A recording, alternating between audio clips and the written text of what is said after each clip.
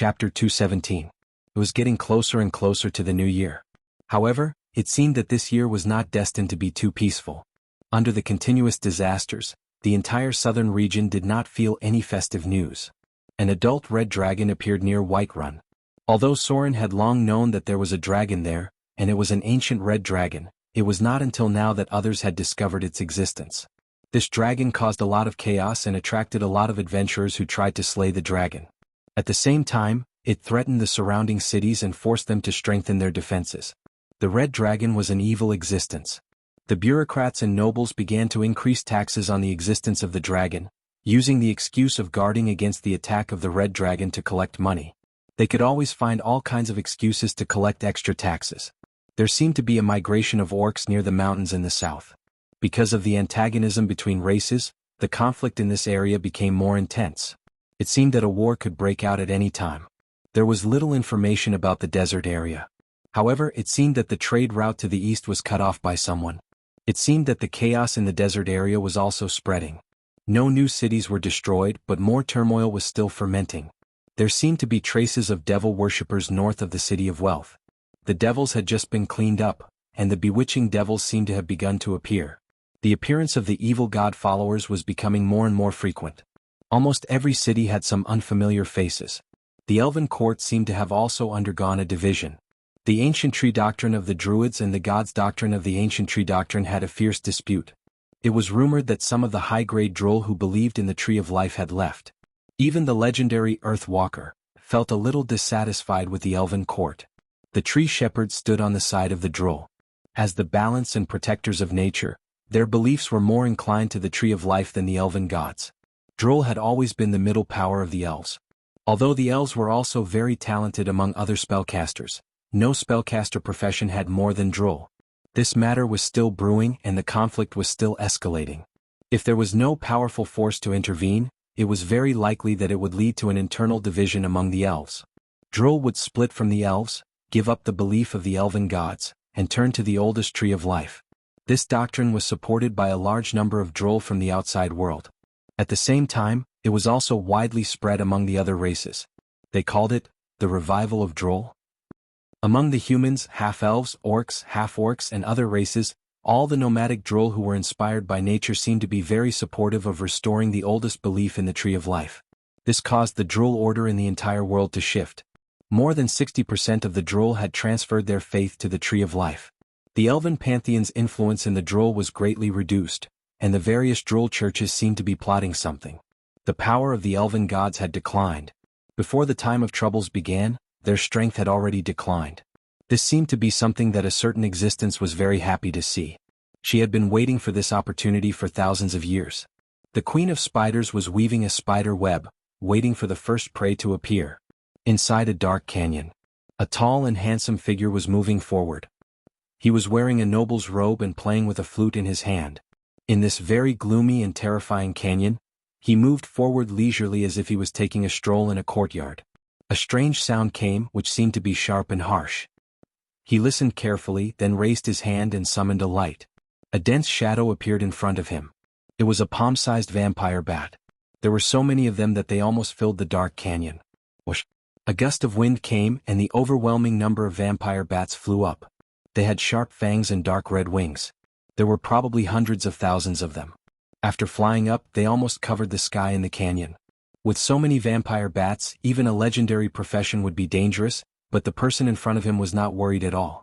He gently picked up the flute and blew it. The notes seemed to come from hell. A black mass of vampire bats fell to the ground. Traces of blood flowed out of their eyes, ears, mouth and nose. Clap, clap, clap. There was a burst of applause, and the demigod vampire in an exquisite suit appeared. He looked at the man in front of him and smiled. "You are indeed the legendary Helpheimer. You dare to come here alone to find me?" Helpheimer. A name that was taboo in many places. The man's face did not seem to be the one in front of him. He glanced at Reinhardt indifferently and said slowly, "The god of vampires? Could it be that you only have these little tricks after becoming a god? It seems that your life is not very good. I seem to have heard that you were chased by a group of people like a stray dog." Reinhardt's mouth twitched, but he still had an elegant smile on his face. He said slowly, "This is only temporary. After becoming a god, I have seen a wider world. An unprecedented opportunity is coming. As long as I seize this opportunity, I can stand on the top of the gods. At that time, no one can stop me from ascending to the throne." The Helpheimer smiled with a playful expression and said, "Is that so? Then you'll have to escape from me first." Reinhardt frowned and looked at him. He said slowly, "Do you really want to fight? Why do you want to stand on their side? What they can give you, I can give you the same thing. I'm even willing to share everything with you." The Helpheimer showed a sarcastic smile and said softly, "What you have seen is just the tip of the iceberg. Even if you want to cooperate with me, you have to show your value.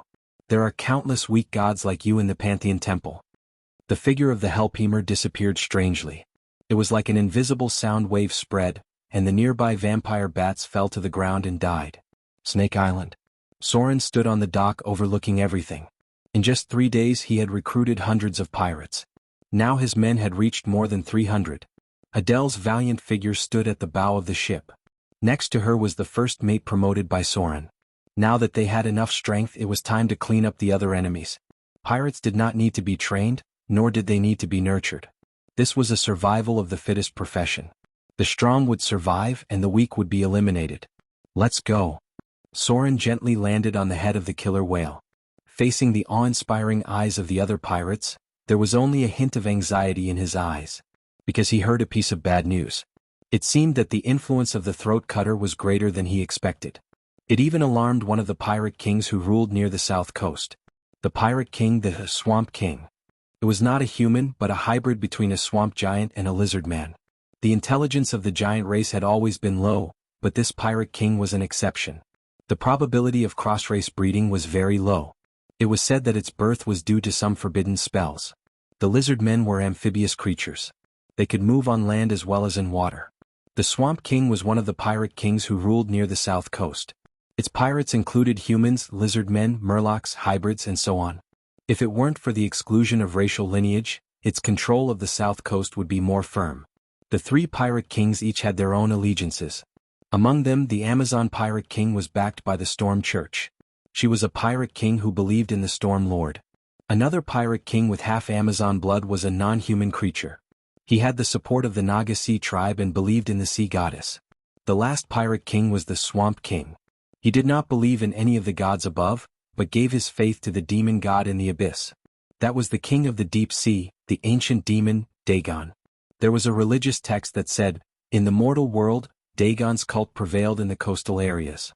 Its human believers or swamp giants, tidal giants and so on, mated with half-fish creatures.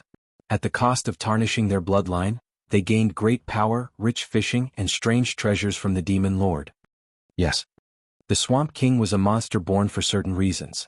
At the cost of tarnishing his own bloodline, he gained power from the abyss lord Dagon.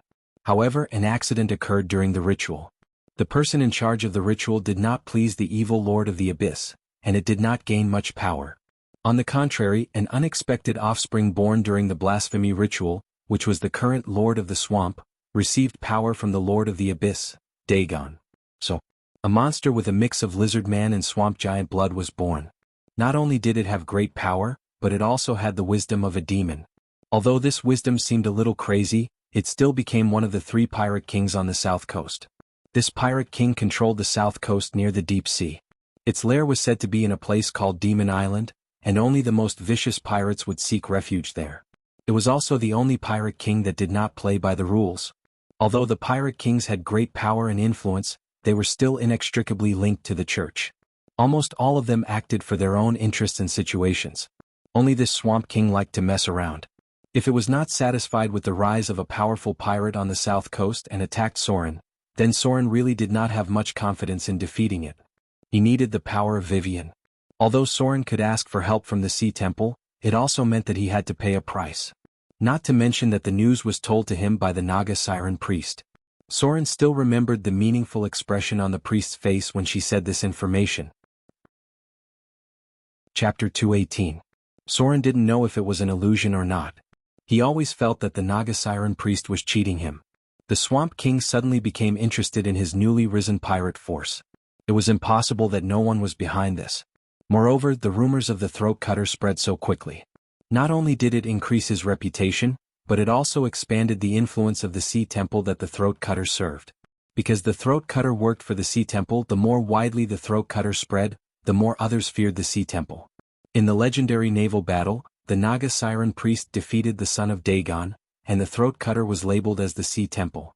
As a follower of Dagon, it was not surprising that the Swamp King attacked him.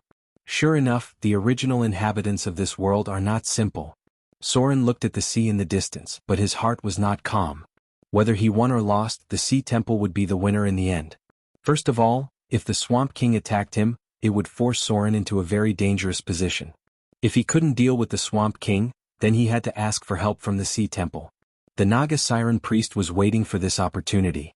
If Soren wanted to ask for help, he would naturally have to pay a price. Maybe he would be forced to join the Sea Temple. This was tantamount to an extra force for no reason. To be able to let a quasi-legendary profession serve the Sea Temple, the strength of the Naga Siren Priest had undoubtedly improved a lot. Taking a step back. Even if Soren defeated the Swamp King, it didn't matter. The reputation of the Throat Cutter would further spread, and the influence of the Sea Temple would increase again. As the patron of the Sea Goddess, the stronger Soren was, the greater the influence of the Sea Goddess. No matter from which point of view, the Naga Siren Priest would not lose. That was why she did not interfere with Soren's idea of establishing a pirate force. She was even willing to lend a warship. If Soren won, her status would also be improved. If Soren couldn't beat her, she would be able to get a strong helper. It was the best result. Naturally, it was Soren who asked for help from the Sea Temple, then joined the forces of the Sea Temple, and finally defeated the Swamp King. In this way, she controlled 2/3 of the power of the South Coast. The Amazon Pirate Queen's area of activity was the Soros Islands. If Soren defeated the Swamp King, almost the entire South Coast would be under the control of the Sea Temple. In this world, legends were relatively scattered. Those in high positions were not willing to risk their lives. It was naturally best to have a sword for their own use. If not for Vivian's help, Soren only had two choices. One was to join the Sea Temple in exchange for help, and then find a way to defeat the Swamp King and control 1/3 of the sea on the South Coast. The other option was to give up on these pirate forces and directly form a fleet to go to the outer islands. However, if he did that, he would lose the connection to the mainland. He would only have as much capital as he could take with him.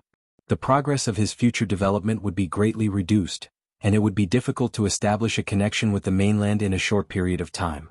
The outer islands. That was a real barren land. Fierce beasts ran rampant, monsters wreaked havoc, and there were unreasonable indigenous people. There was a lack of food, medicine, weapons, and even the basic necessities. If he couldn't supply through the sea, Soren was almost starting from scratch. The time of troubles was getting closer and closer. It was difficult for him to reach his goal in just 2 years. If Soren wanted to rise in the sea, he absolutely couldn't do without a link to the mainland.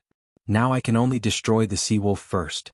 Soren looked at the sea in front of him and said to himself, if I destroy the sea wolf, I will almost become one of the top pirate forces on the South Coast. The number of slayers should also be about the same. If Vivian can successfully wake up, with the strength of the two of us together, it's not impossible to defeat the Swamp King. I don't know if the Sea Temple has made the right move. Soren didn't have so many choices. In the current situation, he could only kill his own way out. Even if the Swamp King wanted to deal with him, it wouldn't be so fast for the time being. Soren still had a little time to prepare. A day passed quickly. Soren led the fleet and quickly entered the sea area of Shipwreck Bay. The Seawolf was one of the few pirates here. He had his own territory in Shipwreck Bay, and at the same time he also divided an island. Since this place was called the Outer Islands, naturally there were many islands scattered in the coastal area. Pirates from all over the world were scattered in these places to sell their stolen goods. Many of them were official chambers of commerce. For example, the Seawolf secretly controlled a chamber of commerce. He sold the goods he robbed through the black market. The Seawolf's territory was called Lone Wolf Island. Soren didn't care about the original name, it was the Seawolf who changed the name later. This time, Soren didn't bother to make any plans. What he wanted was to crush the Seawolf fair and square to prove his ability to fight head-on naval battles, and at the same time, deter the entire pirate group on the south coast. The destruction of Narwhal was too sudden. Some people speculated that Soren had used some kind of conspiracy. This time, Soren planned to attack. As long as he took down the sea area, no one would dare to go against him. Shipwreck Bay, Lone Wolf Island. Pirate ships gathered here, the number actually reached dozens, but there were only 9 real warships. The rest were coastal ships that couldn't sail far. A large number of pirates gathered near the port. In addition to the Seawolf's men, there were other pirate groups near Shipwreck Bay. They received an invitation from the Seawolf a day ago to join forces to deal with the rumored throat cutter. The rise of a pirate force would inevitably affect the interests of others, so many people responded to the Seawolf's invitation. At the top of the hall, the Seawolf sat on a chair and looked at the other pirate leaders in front of him. He was a man with a thin face. His eyes looked like a wolf's. There seemed to be a green light in the darkness. He looked around and said, "I don't intend to say much about this matter. You should have heard of this throat cutter. He has the support of the Sea Temple. If he continues to grow, there will be no room for us to move in the nearby sea area. Let's join forces. As long as we kill him, I'm willing to give Narwhal's territory to you." There was a lot of discussion below. One of the big men who looked like a northerner glanced at the Seawolf and said in a deep voice, "It seems that the person supported by the throat cutter is the daughter of the killer whale, right? The killer whale died in your hands. Maybe he just wants to deal with you. That's a legendary figure. We may not be able to defeat him. You only want to divide Narwhal's territory? There are so many people here. How is it enough?" The Seawolf's pupils shrank when he heard the words. His eyes were slightly cold, and then he said in a deep voice, "Then what do you want?" The big man from the north did not have much fear. The pirates under him were all from the north. Being able to establish a foothold here also meant that he was very strong. He laughed and said, "I want to interfere with the share of the black market trade, especially the slave smuggling. Seawolf, you've been swallowing this land for several years. At this time you're not going to give it to everyone? We've been fighting on the sea for so long, and it's not enough for you to get a ticket for smuggling in slaves. These two places must be given up. Otherwise, the people here would not be willing to fight with a legendary figure for Narwhal's territory. You know that sea area is still in Port Tylon, which is controlled by the Sea Temple." Many people began to respond to the words of the big man. There was not much morality among pirates. The most common thing they did was to use and betray others. Without real benefits, there were probably not many people here who were willing to work for the Seawolf. The things in Port Tylon were probably not enough to make up for their losses. They came here today mainly because they heard that the throat cutter was going to take over the shipwreck harbor. They had to come and listen to the news. Good. The Seawolf's expression was slightly cold, and a trace of killing intent appeared in his eyes. But he still nodded and said, "As long as we can defeat the throat cutter, I'm willing to take out half of my share of the black market for everyone. Kill the throat cutter first and he could get back these things sooner or later." Chapter 219. Port Tylon Sea Temple. At the bottom of the temple was connected to the sea. The Naga Siren priest was standing in front of a high platform, waiting quietly. Soon there was a slight swimming sound in the sea, followed by a strong Naga Siren guard swimming out of the sea. Then he stood upright and walked to her like a snake. He bowed slightly and said, "Your Excellency priest, the throat cutter has gone to Shipwreck Bay. He doesn't seem to want to ask for help from the temple." The Naga Siren priest narrowed her eyes slightly and said slowly, "Really? It seems that he has the confidence to deal with those in Shipwreck Bay?" The Naga Siren guard hesitated for a moment and said in a deep voice, "Your Excellency priest? Why do we have to spend so much effort on this human? Although his strength is quite good, we also have many warriors who are not weaker than him. Besides, we also support a pirate king. Do we still need to invest so many resources in him?" The Naga Siren priest had a strange smile on her face. She looked at him playfully and suddenly raised her hand to whip him. Then she said, "Do you need to question my arrangement? You are getting more and more presumptuous." The Naga Siren guard did not say a word as he took the whip. The Naga Siren priest seemed to be angry and laughed. She said in a deep voice, "Sure enough, you have a lot of confidence. What did the royal family promise you? Do you still have to swear allegiance to anyone?" The Naga Siren guard hesitated for a moment and said slowly, "I will always be loyal to the sea goddess." "It's good that you know."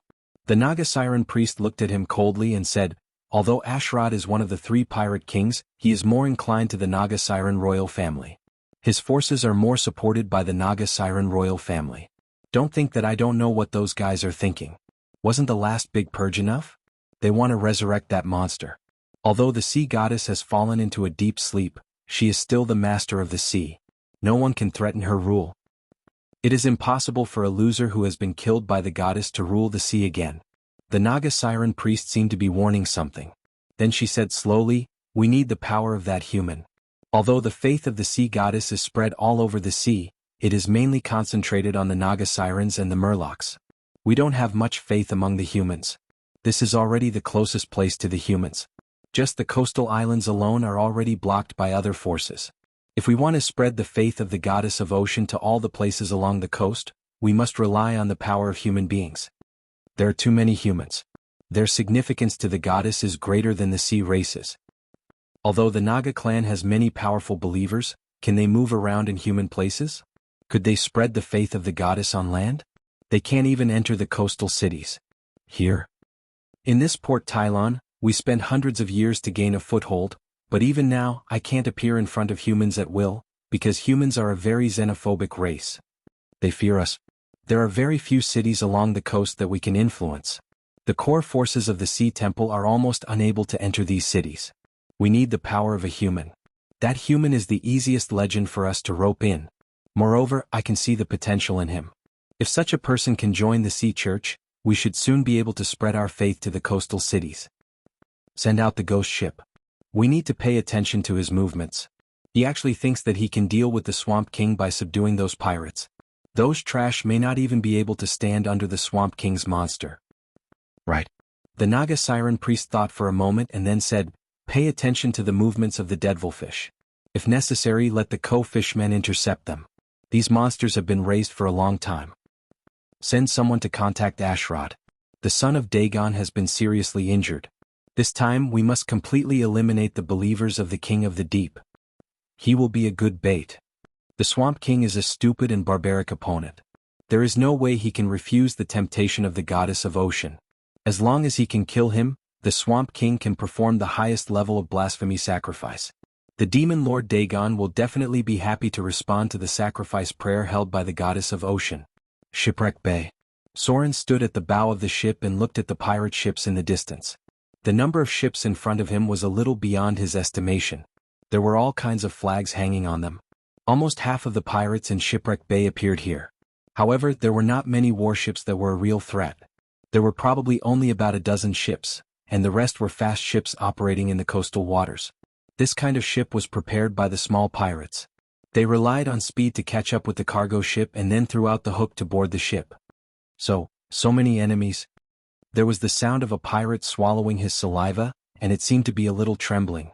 These trash could only fight with the wind. When they saw the number of enemies, their legs were a little weak. Adele Isabella seemed a little nervous. She picked up the monocular and took a look, then said, "Your Excellency. In addition to the Seawolf, there are other pirates. There are also northern pirates among them. I am afraid that many small pirates have been gathered by him." Soren frowned and did not speak. The morale of the pirates on his side was not high. This group of trash did not have much loyalty to speak of. When they saw the difference of almost 5 or 6 times, they did not have many thoughts of fighting in their hearts. He must let these trash summon up the courage to fight. Soren turned and stood on the high platform. He looked at the pirates on the 3 nearby warships, and then said in a cold voice, "Victory will belong to us. Shipwreck Bay will become our territory. And the bravest among you will become the captain of my fleet. Open your eyes. Look at how this group of trash is destroyed." Under the sea, a huge shadow began to move forward. The 20-meter-long killer whale gradually approached from the bottom of the sea. Soren's mouth showed a cruel smile. As he gently snapped his fingers, a small pirate ship in the distance suddenly shook violently, and then was directly overturned by a huge shadow in the sea. These coastal fast ships did not have the ability to resist the wind and waves at all. Some of them looked like large sailboats, and the size of the hull was not as big as the killer whale's body. Ah! Sea monster. Sea monster. There are sea monsters. Although he could not dominate the giant octopus, the killer whale was enough to deal with these trash. The Grade 3 killer whale had a huge advantage in size. Its body of more than 20 meters could overturn those fast ships. Only a shadow could be seen swimming in the sea, and then one by one, the fast ships sank to the bottom of the sea. When he saw the number of enemies, Soren already had the idea of letting the killer whale consume them. He directly controlled the killer whale to kill a large number of pirates with brute force. A series of sounds of falling into the water were heard, and the number of enemies was reduced by nearly half. That was because there were too many trash in there. The sea was full of pirates. Many pirates desperately climbed onto the big ship, because in the sea, they were not enough to fill the gaps between the killer whale's teeth. This giant sea creature seemed to have signs of mutation. Perhaps it was because it had killed and devoured too many enemies. Prepare for battle. Adele obviously noticed that this was an opportunity. She glanced at her high-spirited subordinates and shouted, "Right full rudder. Gunners ready. Fire." Boom boom boom. A series of muffled sounds came. The power of the cannons in this era was not very great, and all of them were solid ammunition. However, the lethality was still there. Because the enemy was too dense, one of the gunners directly broke the mast of a warship. Half of the mast broke and made a sound of being overwhelmed. Then it fell to the deck with a rumble and a few unlucky guys were killed on the spot. Prepare for boarding battle. Adele pulled out the long sword at her waist. Some brave pirates also came to the deck. The cannons could only be regarded as decoration. The real deciding factor was the hand-to-hand combat. The alchemy in this world was strictly limited by the church and droll. These cannons were basically impossible to hit those powerful professions head-on, and the loading speed of the cannons was too slow. Soren's figure also disappeared at this moment. He needed a perfect massacre to establish his dignity. He needed to use absolute means to suppress these pirates. Killing was the best way. Chapter 220. Frost Kingdom Arendelle. Princess Anna was awakened by a ray of light at dawn. She first opened her eyes, then stared blankly for a while as if she hadn't woken up yet. Then she stretched herself beautifully. The maids outside seemed to have heard the movement inside. Soon 2 pretty maids came in with dresses. One of them also held underwear. Her Royal Highness didn't like to sleep in clothes. The girl's beautiful body emerged under the thin velvet quilt. She gently lifted a corner of the quilt, revealing a piece of white and delicate skin. The temperature in the room was warm. The central crystal lamp lit up gently. This was an alchemy product that only the royal family could afford. Princess Anna stretched and yawned, then let the maids behind her put on her clothes one by one. Soon she was dressed. A maid opened the window, and they could see the blue sea in the distance. Of course, it was not so simple for Her Royal Highness to get up. Behind her 2 or 3 maids filed in. They brought in a silver basin, tools for washing, and the clothes and accessories to wear today. Princess Anna's expression seemed a little helpless. She gently wiped it with a towel and then whispered, "Take it down. I don't want to wear these today." One by one, the exquisite ornaments were brought out. Finally, Princess Anna chose a pair of crystal earrings. The maid behind her was combing her hair. Her long, silky blonde hair was combed into a beautiful hairstyle. She looked at the mirror inlaid with gold, then waved gently and said, "That's it. Where's my sister? Why didn't I see her today?" The girl slowly stood up. She was a little more delicate and quiet than before.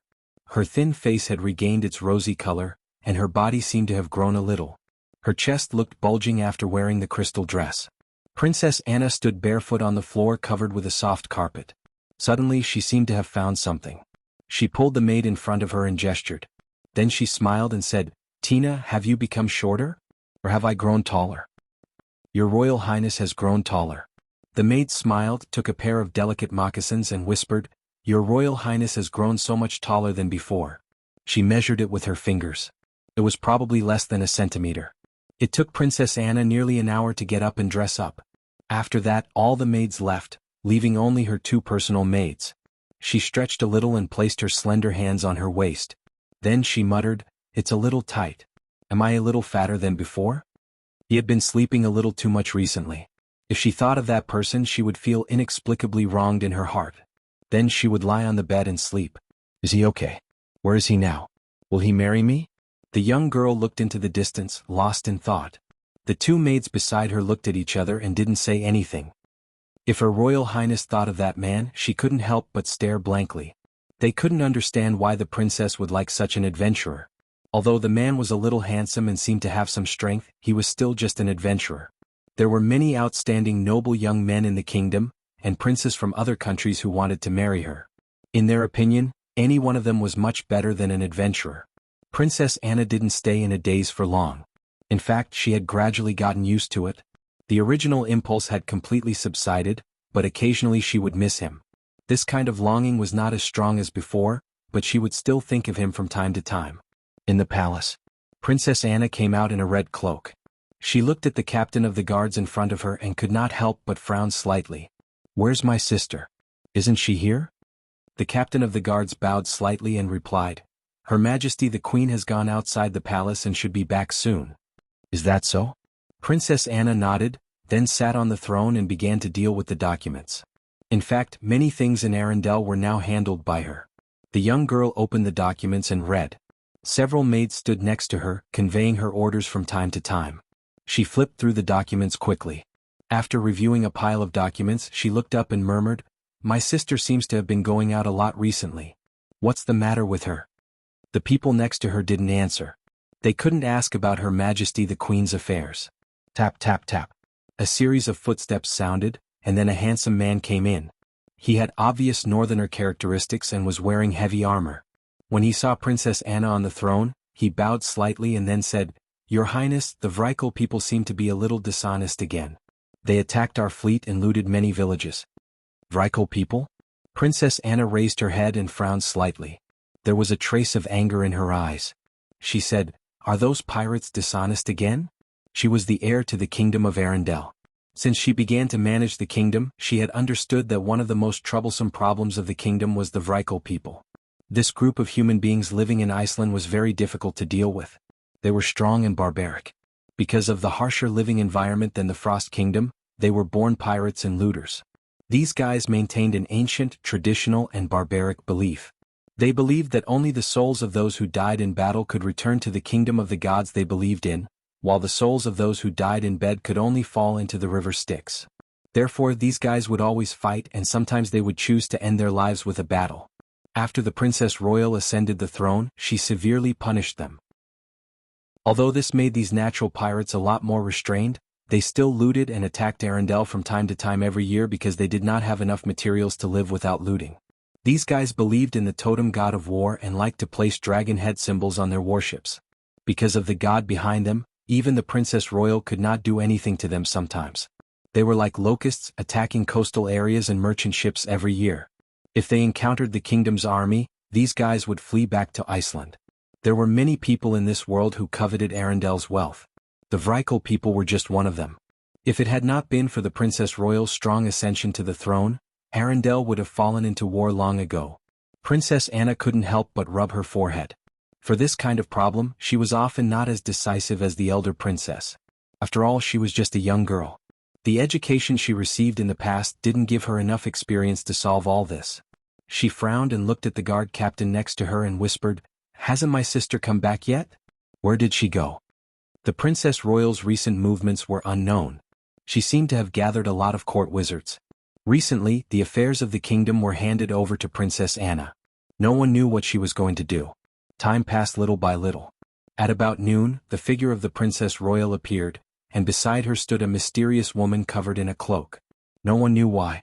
When Princess Anna saw the mysterious woman, she could not help frowning slightly. Her expression seemed to be a little repulsed. She did not like this woman. There was no reason, just a girl's intuition. Shipwreck Bay. Soren's figure shuttled through the crowd. Behind him were corpses. His very hazy figure moved like a ghost. Every time his sword appeared, there was an extra corpse behind him. The merciless slaughter was spreading. Soren's murderous aura was getting stronger and stronger. The effect of greater invisibility was weakening. Blood covered his whole body, making him look like he was emitting a trace of blood. The atmosphere of fear spread on the pirate ship, and the enemies gradually collapsed under the merciless slaughter. 1, 2, 3, 5, 10, 20, 30, 40, 50. Every time he ended a life, his aura increased a little and his expression became colder. In the end, he was like a messenger of death, harvesting one life after another. Soren moved at high speed like a human-shaped killing machine. He did not stop until the cold prompt appeared. Slayer, background ability, you have become accustomed to death and blood in the repeated killings. Ending lives is not difficult or scary for you. Hundreds of lives have been ended in your hands. You have begun to ignore death and life. In battle, you will awaken the ability of the Slayer, which will bring great pressure to your enemies. Anyone who fights with you must go through a test of will. Otherwise, they will fall into a state of panic because of fear. Permanent will +2, intimidation +20. Now is the time. Soren stood in the midst of the broken limbs on the ground. Suddenly, a divine light appeared in his eyes, and then an invisible energy spread out.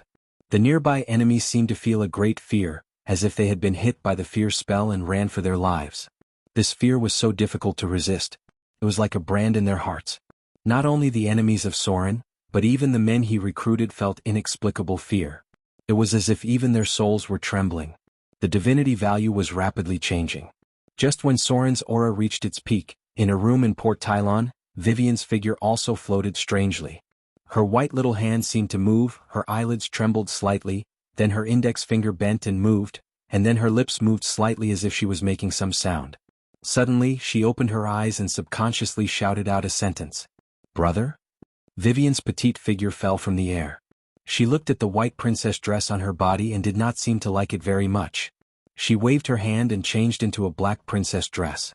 She gently turned around, then smiled and said, "Sure enough, that idiot was not as fast as me. It's finally my turn to come out. Brother? Where is brother?" Chapter 221. Shipwreck Bay, Lone Wolf Island.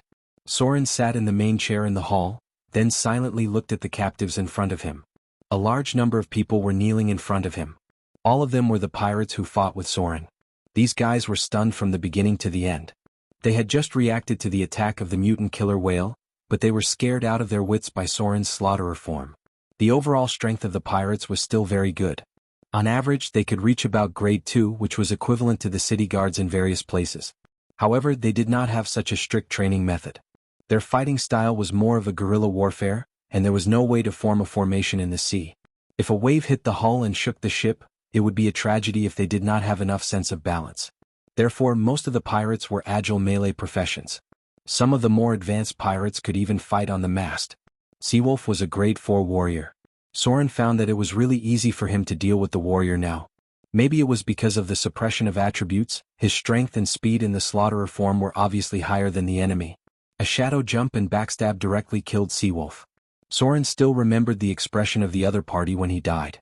It could even be said that when Soren transformed into the slaughterer form, he was basically invincible.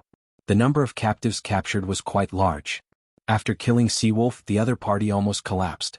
The only one that escaped was a dragon-head ship, which was the warship of the northern pirates. They seemed to have the blood of the Vrykul people, and many of them could enter berserk. Soren could not stop them, so they escaped from the battlefield. The Vrykul people were a very powerful human race. Although they were of human descent, they were a branch of ancient humans. They were a race that could awaken berserk skills on their own. This was very similar to the ancient Anya people. They were a branch of the Arcane Empire. They had better magic talent and could live to about 150 years old. This human race was relatively rare, and some of them could live as long as half-elves. It was said that their ancestors improved their own bloodline during the Arcane Empire, and a part of the human potential was brought to the extreme. This group of people aged very slowly. The Vrykul people were similar to the human race, but their origin was not very clear, because they had lost their history. Soren slowly stood up and glanced at the people in front of him. He then said in a deep voice, "You should have heard of my name. Make a choice. Submit or die. Those who submit to me will receive the benefits of Shipwreck Bay. I will give them relative freedom and become my subordinate pirate. They will hand over 30% of the spoils, but they must also respond to my call when I need them. You should feel lucky because I'm in a good mood today. Otherwise, many of you would have died. I'll give you 30 seconds to think about it. You should learn to thank me for my kindness." Soren was in a good mood, because he had completed the fusion of the divinity, and also felt Vivian's awakening. Although he tried to use a telepathic connection to tell Vivian to wait for his return, he didn't know if it would work. There was an obvious telepathic connection between the two of them, but it was not so strong that they could feel each other's consciousness. The fusion of the divinity from the golden bones was very easy because there was only a weak consciousness left on it. The only troublesome thing was the divinity of fear. However, Soren found that after the last battle, it was much easier to kill the will of the Dreadlord this time. Maybe it was because the Dreadlord was very murderous at that time. His current divinity value was 9 points. Soren did not gain any additional abilities, but only increased the strength of the divinity extension ability. He still needed 1 divinity point to upgrade to minor divinity. At that time he would get an additional divinity reward of +1 to all attributes. Minor divinity, intermediate divinity, great divinity. The number of divinities needed to upgrade increased exponentially, but the effect was also very amazing. Great divinity could increase all attributes by 4 points, and it could also be stacked with the attributes added by the divinity level. Great divinity and great divinity level were equal to an increase of 8 points in all attributes. That was why the saints were so powerful. As for the divinity level, it was another kind of power. Divinity did not increase attributes, but it could release divine spells and a large number of spell-like abilities. In theory, when the divinity was full of divinity, the divinity points could be used as mana directly. Divinity could directly affect the rules, and when necessary, it could also change the rules in a small area. In the long history, although there were wars between the gods, there were very few wars in the kingdom of God. It was because the gods had unlimited spells in the kingdom of God. As long as their divinity was not exhausted, their spells were unlimited.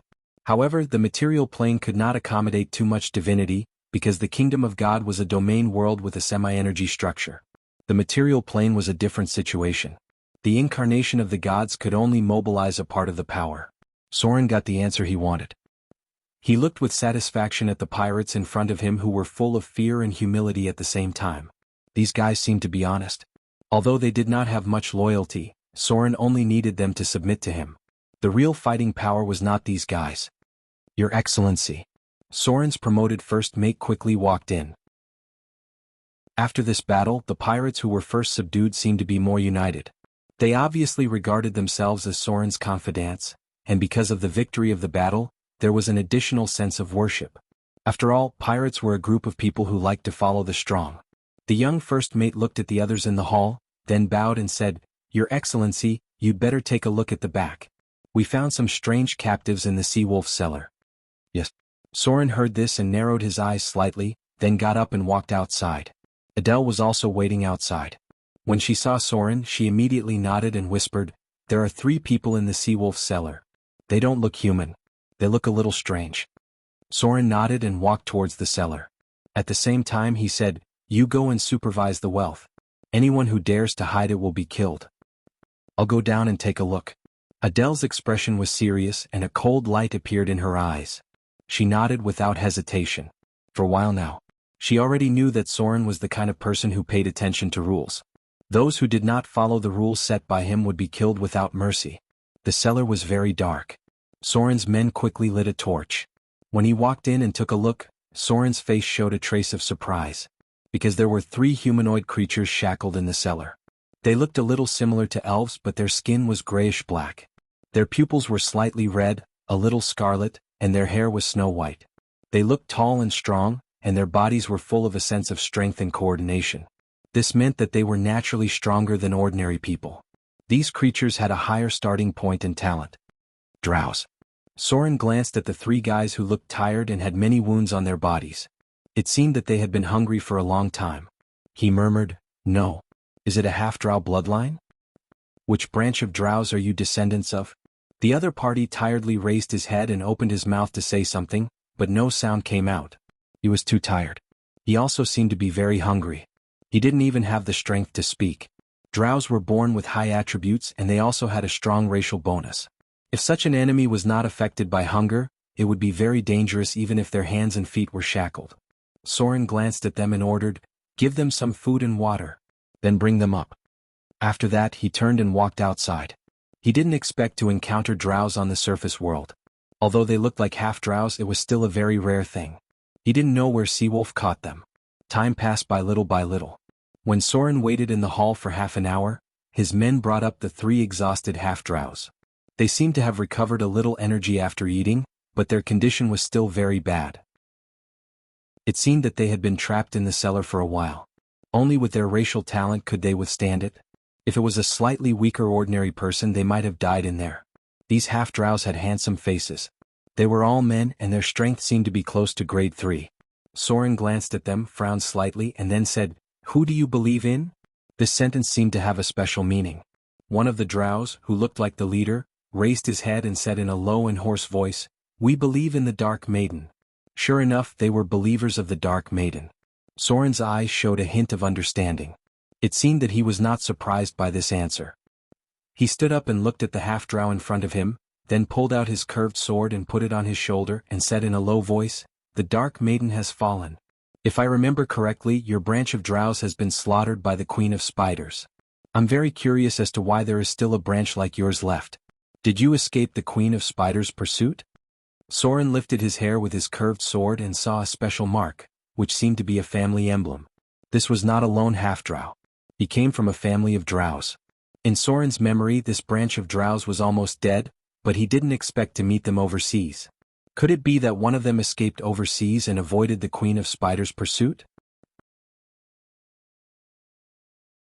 Chapter 222. The Dark Maiden.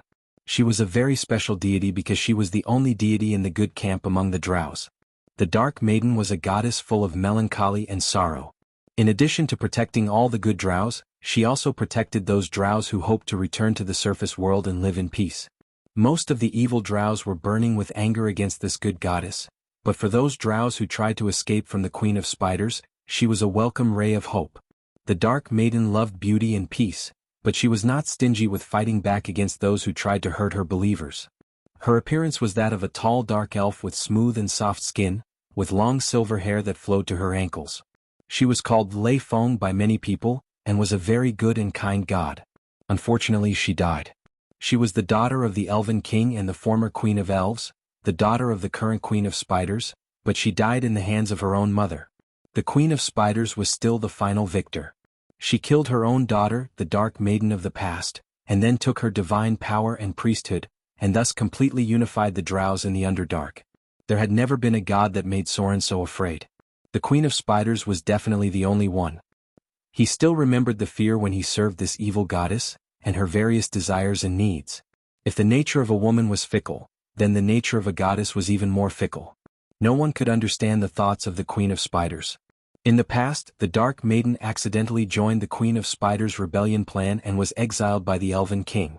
She protected the good drows who wanted to return to the surface. She once had many believers and followers in the Underdark, but after her fall, these people were mercilessly slaughtered by the Queen of Spiders. The Elven King tried to accept some of her believers, but there seemed to be some disputes later. The other elves could not accept these fallen ones. Anyway, in Soren's memory, the believers, priests and followers of the Dark Maiden ended up very miserable. If they were caught by the priests of the Queen of Spiders, they would eventually experience inhumane torture, or even be turned into spider demons. Soren was really surprised. He didn't expect to meet drows overseas, and they seemed to be a branch of a certain family. In order to adapt to life on the surface, they seemed to have mixed blood with humans. After hearing Soren's words, there was a trace of sadness in the eyes of the drow in front of him. He looked at Soren silently as if he did not care about the curved sword on his neck. There were many stubborn drows because their living environment was very cruel. Perhaps because of their racial talent, male drows were good fighters, while female drows had more advantages as spellcasters. Their tradition was that only females could become priests. Even among the followers of the Dark Maiden, most of them were female priests. The man stared at Soren in silence as if he had seen through life and death. His eyes were full of vicissitudes of life, as if he had gone through countless hardships. However, when he saw the scimitar in Soren's hand, his expression changed and a hint of excitement appeared. Icing death? He slowly opened his mouth and spoke in a hoarse voice in the language of the drows. This pronunciation attracted the attention of his other two companions. When they saw the curved sword in Soren's hand, they could not help but show a trace of shock on their faces, and then they knelt in front of him. The leader of the drows looked excited. He reached out and gently stroked the curved sword, then retracted his fingers as if he had been electrocuted. Then he humbly bowed his head to Soren in front of him and said, "Your Excellency is the master of icing death. Please accept my humble respect."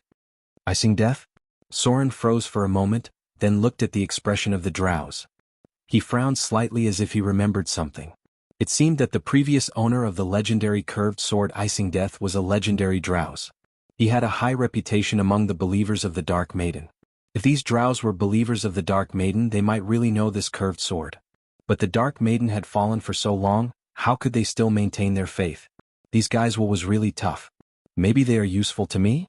Soren thought for a moment. He looked at the drows in front of him and asked directly, "Where are you from? How many people are there in your tribe? Why are you here?" In the face of Soren's continuous questions, the drows in front of him hesitated, but after looking at each other, they slowly told him what had happened. It turned out that after the Dark Maiden died in the hands of her mother, the Queen of Spiders, their tribe began to flee the Underdark. Some of them were accepted by the Elven Lord God, but in the end, there were differences because they could not integrate. Another group came to the surface world and mixed with human blood, and a group of half-drows was born. For example, these drows in front of him had a quarter of human blood. This group of drows had a hard time. Because they had lost the protection of the Dark Maiden, they had completely become helpless lambs. The priests of the Queen of Spiders were chasing them, and various forces on the surface were not kind to them. After all, drows were born evil creatures. Many races could not get along with them, and many elves were even hostile to them during the long struggle. In the end, they had to migrate. They moved to many places in a row, and finally found a little space to live in the desolate overseas area. However, without their god, their population was getting smaller and smaller, and their strength was getting weaker. Even if they had many excellent warriors, they might not be able to gain the upper hand when fighting against some indigenous tribes. Because they had lost their god, they had no priests, they had lost their inheritance and knowledge, and it was difficult for wizards to be born among them. The only spellcasters left were only a few warlocks. In this world, without the support of spellcasters, it was difficult to change everything just by relying on a group of excellent warriors. They lacked food, weapons, and all kinds of materials. They had not adapted to the primitive and barbaric environment, and they had no way to resist the attacks of various monsters. The three of them quietly used magic to disguise themselves as humans and came to Shipwreck Bay. They originally planned to quietly buy a batch of materials to go back and survive this difficult period, but they did not expect that they underestimated the cunning of the human gangs. They accidentally exposed themselves during the operation. The final result was needless to say.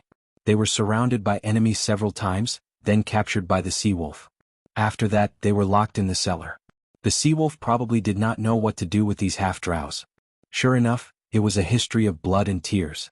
If a race lost the protection of a god, it would be considered good if they didn't die out. It was almost impossible for them to live a good life. Without a god, there would be no priests, and without priests, there would be no divine spells. Without the healing divine spells, without the blessing of the temple, without a large number of spellcasters, it was almost impossible to maintain the strength of a race just by relying on the inheritance of the warlocks. The weaker they were, the less ability they had to cultivate wizards. In the end, they would probably become warriors. Spellcasters were always indispensable, otherwise Soren would not call them spellcasters. A race must have spellcasters in its high-end force. Their existence was as deterrent as a nuclear bomb. Could they be subdued? Soren was thinking about a question in his mind. With his understanding of the drows, he knew that these people naturally liked to obey the strong, especially when they were in a desperate situation. However, a race of drows, even if they were weak, would be stronger than him now. Since the drows were born to be stubborn, Soren could not show enough strength and he might not be able to subdue them. He looked at the half-drows in front of him and said in a deep voice, "How many people do you have?" The drows in front of him hesitated for a moment, then said, "We have more than 800 people, more than half of them are warriors." More than 400 drow warriors? Soren's eyes suddenly lit up. He suddenly felt very excited because these were all warriors close to grade 3. It was normal for them to have grade 4 warriors. He thought for a moment, then said in a deep voice, "I will give you a cargo ship and some people. It will be filled with food, medicine, weapons, and supplies. You can take it back to your race." Surprise. Unbelievable surprise.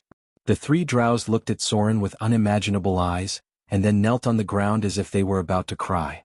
They buried their heads deeply and said excitedly, "Thank you, sir. Thank you very much." It seemed that they were indeed living a hard life. The estrangement between races, the unfamiliar environment, the inability to trade with other creatures, and the complete self-sufficiency made it difficult to live in the primitive and barbaric overseas. Because there were too many dangers there. Soren looked at the drows in front of him, paused for a moment and said, "These materials should be enough for you to survive for a while, but you still need to choose your own path in the future. Without the protection of the Dark Maiden, you may not even be able to defeat the indigenous people. For some reasons I can help you, but only this time. As for your future, it depends on your own choice. It won't take long. I will also enter the overseas islands. I hope you can give me the answer I want." Soren stood up slowly. Then he waved his hand and ordered his men to prepare a cargo ship and supplies for them. A large number of goods were stored on this island. Chapter 223. The value of the Seawolf was quite high. Although Soren only found about 7 or 8,000 kindler pieces, the various goods and jewels were worth 20 to 30,000 kindler pieces. This did not include the profits from the black market in Shipwreck Bay. If he sent someone to take over this place, The final profit would be more than 50,000 kindler pieces. Don't underestimate this wealth. Soren had risked his life many times in order to earn some kindler pieces. The polarization of wealth in this world was even more serious than in his previous life. The higher one went, the more wealth one would have. The tax of the Ming dynasty was about 3 to 5 million taels of silver a year. France only had about 800,000 gold coins a year at the same time. The tax of the principalities in this world was about the same. Perhaps some kingdoms could reach millions of kindler pieces, but it had to be a rich kingdom like Arendelle. In the Ming dynasty, it was easy to kill a few rich merchants and get a year's tax. In the English and French dynasties, there were many nobles who were richer than the king. The distribution of wealth in this world was not fair at all.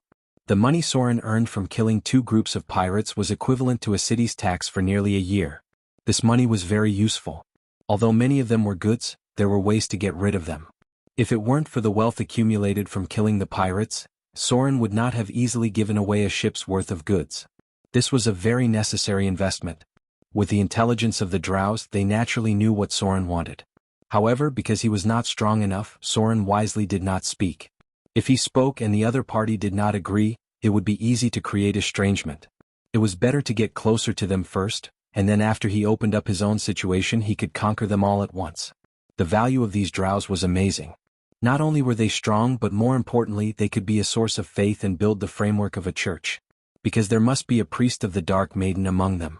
Without the leadership of a priest they could not have lasted for so long. Of course their value was more than that. Changing faith was a difficult thing.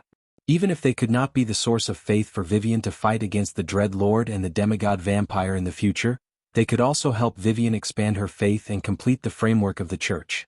Taking a step back, these people could even become the foundation for Soren to become a god. The Avatar Crisis was a big game of chess. Only the gods were qualified to play on the chessboard. No matter what Soren planned to do in the future, it was never wrong to get the qualification of the gods first. The Avatar Crisis was the most chaotic period, but it was definitely not the end of the chaos. After the end of this turbulent period, although a certain peace was restored in the mortal world, the battle between the gods became more and more obvious. If he and Vivian defeated the demigod vampire and the Dread Lord, then they would have to face the gods of the upper plane and the demons of the lower plane. A new god was definitely the easiest enemy for them to deal with. Without the foundation from faith and the church, Vivian would become a lamb in the eyes of all the demons in the future. Soren was a half-elf. These drows also had human blood in order to adapt to the surface life. If he remembered correctly, the first gods to fall during the Avatar Crisis were the god of half-elves and the god of rogues. This meant that 2 clergy areas would be vacant in the future. These 2 clergy areas were half-elves and rogues. Although these were only weak clergy areas, they could help Soren go further. In the future, it would be much easier to fight against the Dread Lord as a god than to fight against him as a mortal. The demigod vampire had succeeded in becoming a god. They had to speed up and catch up with him. These drows were all half-elves. Soren could give up his life for Vivian. He even thought of transforming into a shadow lich. If Vivian could not become a god to fight against the Dread Lord, then he would become a god to fight against them. After all, Vivian was not a vampire. She had been branded by the Dread Lord. The demigod vampire was a very smart guy. He actually knew to use the vampiric clergy area to make himself a god first. This undoubtedly gave Soren a little inspiration. Since the demigod vampire could use the inconspicuous vampiric domain to become a god, then it was not impossible for him to use his own half-elven bloodline as a springboard to master the half-elven clergy in the future. With the clergy, Soren would at least be in the form of a saint in the future. As long as he was in the form of a saint, Soren would have the confidence to fight against any god's incarnation of a saint. This was a very long road. Soren also had a vague direction after seeing these half-drows. The demigod vampire gave him the greatest inspiration, because if he used the half-drows as a springboard to become a god after his strength reached a certain level, then he could seek the clergy of the half-elves after the time of troubles began. In this way the half-elves in the whole world could be used as a reserve base for him to develop his believers, and there would not be too fierce a conflict with other ancient gods. This was a very weak clergy. But for Soren, it was a very important springboard because his ultimate goal was definitely not this. Because he had the divinity of slaughter. The road to becoming a god was extremely difficult. But if Soren intended to take this road, then he must plan in advance. Otherwise he would not have so much time. This was something to be thankful for. It seemed that from the beginning to the present, All his legend points were related to slaughter, whether it was the legend of the throat cutter or other legendary events. The demigod vampire had not fallen. As a new god, as long as he did not fall, his strength was increasing day by day, and his divine power was growing day by day. Soren had opened up a situation, and he could not let the other party widen the gap between them. A day passed quickly. The pirates prepared a cargo ship and then loaded the island's supplies. After a night of rest, the drows recovered a lot. Before Soren sent them away, he handed them a letter and said, "Give this letter to the leader of your tribe. Maybe she will understand what to do in the future. I look forward to your reply." The leader of the half-drows bowed humbly, then reached out to take the letter and put it close to his body and said, "We are very grateful for your help and we are willing to help you when you need it." Soren nodded gently and said, "Go. I think your tribe has been waiting for you for a long time." The three half-drows in front of him bowed again and then walked onto the cargo ship. They were undoubtedly lucky to have met Soren at the most desperate moment. Not only did they keep their lives but they also brought back a ship's worth of goods. But this was just that. If they could not prove their value or come up with an equivalent benefit, they would no longer be able to get help from this lord. As drows from the Underdark, they knew very well that all the effort was for the sake of getting a return. Soren watched the departing cargo ship, then turned to look at Adele and said in a deep voice, "Send someone to take over the black market trade in Shipwreck Bay. We can give some of the benefits to the local forces, but the slave trade must be in our hands." Slave trade? There was a trace of doubt on Adele's face, but she had gradually begun to get used to Soren's orders. She did not ask much and was ready to arrange the manpower. A group of pirates in Shipwreck Bay had been wiped out, and Soren needed to support a group of pirates who could work for him. Since the demigod vampire could use the vampiric realm to touch fear, then Soren could naturally try to use the half-elven realm to touch slaughter.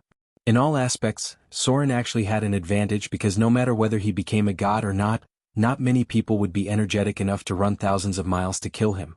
This was the key to his focus on the outer islands. With more and more cards in his hands, Soren's vision became clearer and clearer. As long as he controlled the pirates, it was equivalent to holding the sea route. If they wanted to deal with him, they had to go through the sea first. Chapter 224. Port Tylon Sea Temple. The Naga Siren priest stood on the high platform below the temple and looked at the news that came back. She frowned and murmured, "He defeated those pirates so quickly? It seems that we still underestimated his strength and means. We must have such a person in our hands. Otherwise he is too dangerous. What's more, the sea goddess has not responded to my prayers recently. We must strengthen our control of the sea." Legendary professions all had the ability to dominate a region. A city had at most one or two legendary professions. Soren's rapid rise made her a little wary. She was a little worried that there would be an uncontrollable pirate force. In just a few days, Soren had unified part of the south coast. Even she couldn't do such a thing.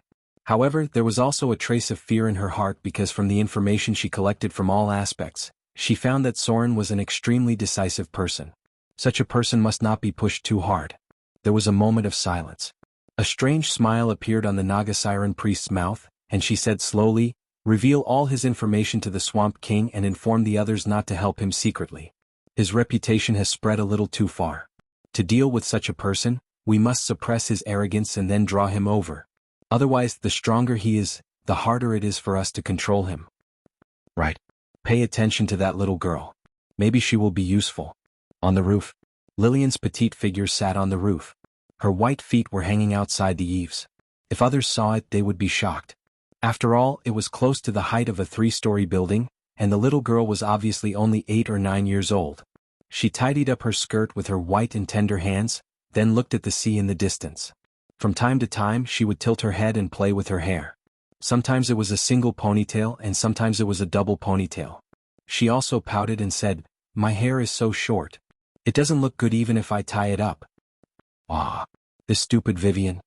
When can my hair reach my waist? I really want to grow up quickly."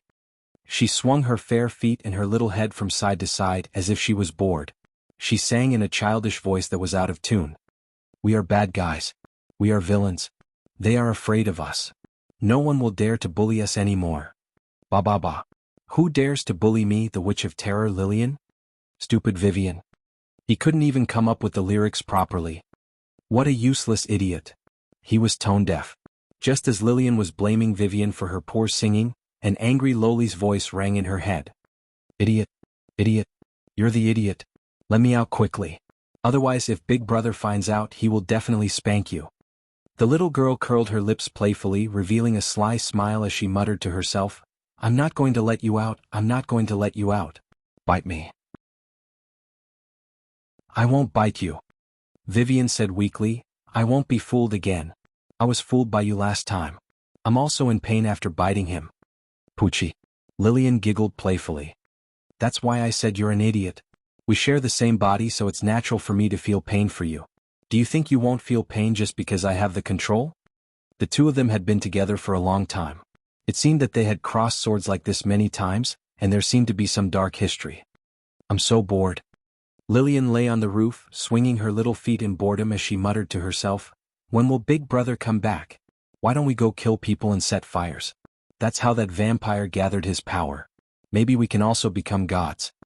It's all because of you, idiot, that I woke up so late and didn't get a lot of power and knowledge. Now I can't even defeat that vampire. Vivian said weakly, you're the one who's useless. I lent you my power last time, but you still couldn't defeat him. How can you blame me? And don't kill people. Vivian? Vivian doesn't like this. They're all innocent people. Lillian curled her lips helplessly, then raised her hand to mess up her hair. Like a little loli who had gone berserk, she said frantically, it's all your fault. I've been influenced by you after staying with you for so long. You've made me weak. Vivian said stubbornly, this isn't weakness. This is. Anyway, I don't know what this is. But it's wrong to kill people. Big Brother won't kill innocent people. He won't like you like this. Oh. This sentence seemed to have an effect on Lillian, but in the next moment, her eyes rolled and she muttered to herself, no, that's not right. Big Brother also kills people, but he likes to kill bad people. This port is full of bad people. Let's go kill bad people too.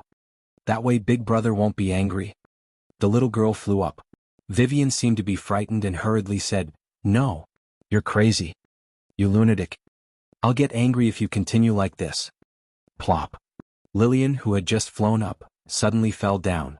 Although the fall was very low, she still couldn't help but reach out to cover her little butt. She jumped up and down like an angry cat and said, you're crazy. You're actually restricting my strength. Don't you know that we might both die from the fall? No? How can you restrict my strength? I'm the only one who can restrict your strength. Why are you suddenly more powerful than me? I'm the Witch of Fear. This isn't fair. Vivian's voice seemed to be a little surprised as she muttered, I don't know either. But it seems that I can really control it. Who told you to always call me an idiot? Let's see if you still dare to be naughty. Do you believe that I'll teach you how to be a good person? Vivian was a very well-behaved little girl. But this didn't mean that she didn't have a temper. If someone slandered and looked down on Soren, she would instantly become an angry kitten. She was very smart. So her pure heart didn't mean that she knew nothing about the world. It was just that the filth she saw in the world wouldn't affect her heart. She was still kind by nature. Perhaps there were times when she was a little naughty and mischievous, but this couldn't hide her kind nature. Perhaps only when she was related to Sauron would she give up on the concept of good and evil. Otherwise, she would be a very, very nice girl most of the time. She actually didn't like killing. Compared to the unruly and willful Lillian, she was a little girl who could happily sing while cleaning the house with a broom. She didn't like reading because she would get sleepy easily. But she still felt that she should do something because she was going to be 9 years old soon. She wanted to become a little girl who could help her brother. In the end, she was actually a little evil. Brother's aura. Lillian suddenly stopped freaking out. She patted her little butt with her little hand and then ran outside like the wind. Soren's figure appeared in the distance. Big Brother? The little girl's cute little face revealed a happy expression. She flew into Soren's arms, hugged his neck with her little hands and hung herself on him. Vivian. Soren smiled and hugged the little Vivian tightly. It was only at this moment that he revealed a sincere smile on his face. When the little girl heard the name Vivian, she was obviously stunned for a moment. Then, she returned to her senses as if nothing had happened. She curled up her petite body like a kitten in Soren's arms and said coquettishly, Big Brother. Oh. Vivian missed you so much. At the same time, a furious voice appeared in her mind, Lillian. Don't impersonate me.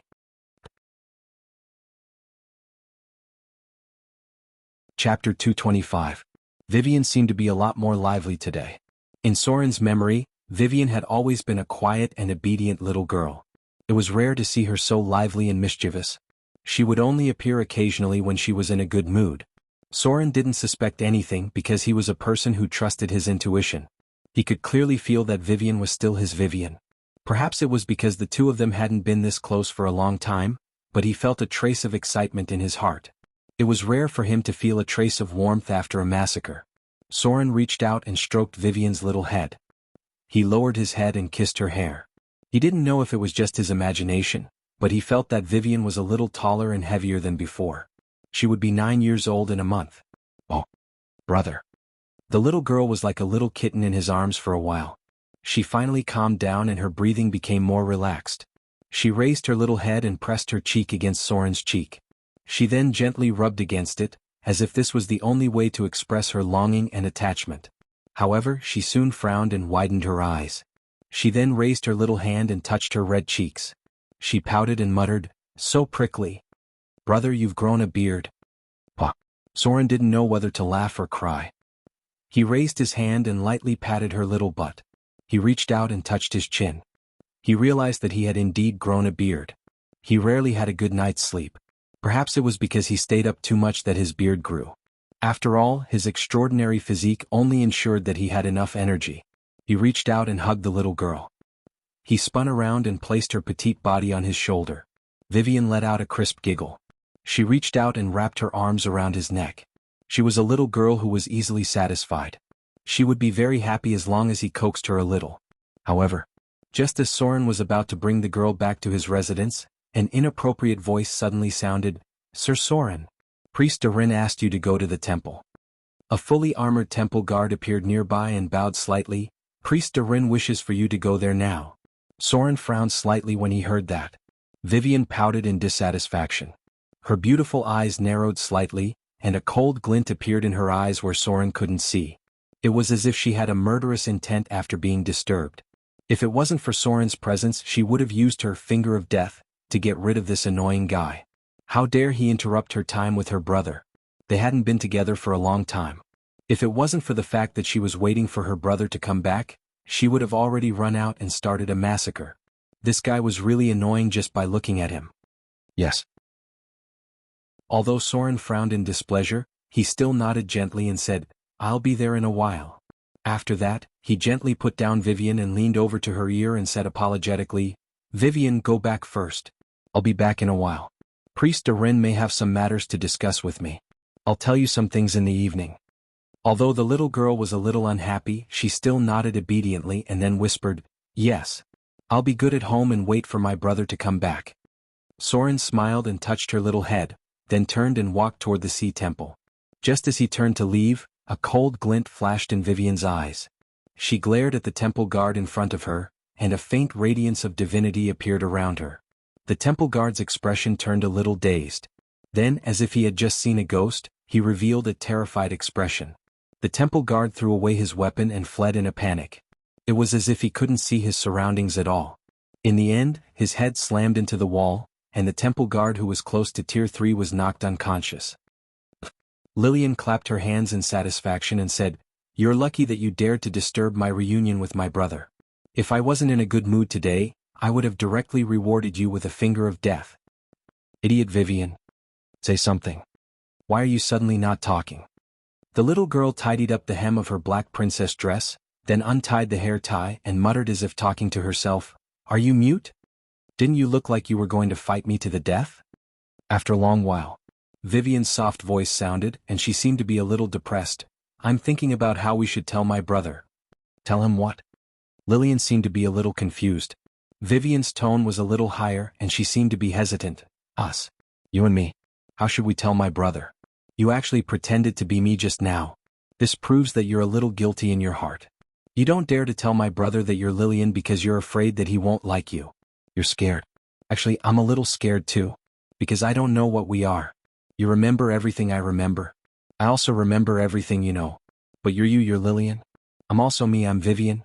At first, Lillian seemed to be about to explode when she heard this and wanted to refute, but then her expression became downcast. She gently played with her white little fingers and muttered, Who? Who said that? I'm not worried that my brother won't like me. Who wants to pretend to be an idiot like you? I'm just worried that my brother won't be able to adapt all of a sudden. Yes, that's it. The little girl nodded fiercely as if that was how it should be. Vivian seemed to want to laugh a little and continued, "That's why I'm thinking about what we should do? This is too strange. I've read a lot of books from Sister Gloria, but there's no such situation in the books. I'm worried that we'll always be like this. In the future, you and I will be in this body. If that's the case, we have to try to get along well." Lillian was silent when she heard this. It seemed that she didn't quite understand why such a situation would happen. Vivian paused for a moment, then said in a low voice, "Actually, I have an idea. Now, no one knows about our situation except for us, so I think we'd better hide it from my brother first. It's better to wait until we figure out what's going on with our bodies and then tell him. I'm worried that only one of us can survive in the end. You're the real son of fear. If you survive in the end, can you replace me and stay by my brother's side?" "Lillian, I don't actually hate you. Although you're disobedient and a little willful." There was a short silence. There seemed to be a trace of moisture in Lillian's eyes, and her beautiful big eyes were a little teary. Her voice was inexplicably choked. Idiot. What nonsense are you talking about? How can you die? I'll never let anything happen to you. You're you and I'm me. Isn't it good for us to be together? Why do you have to say such things? You're making me so sad."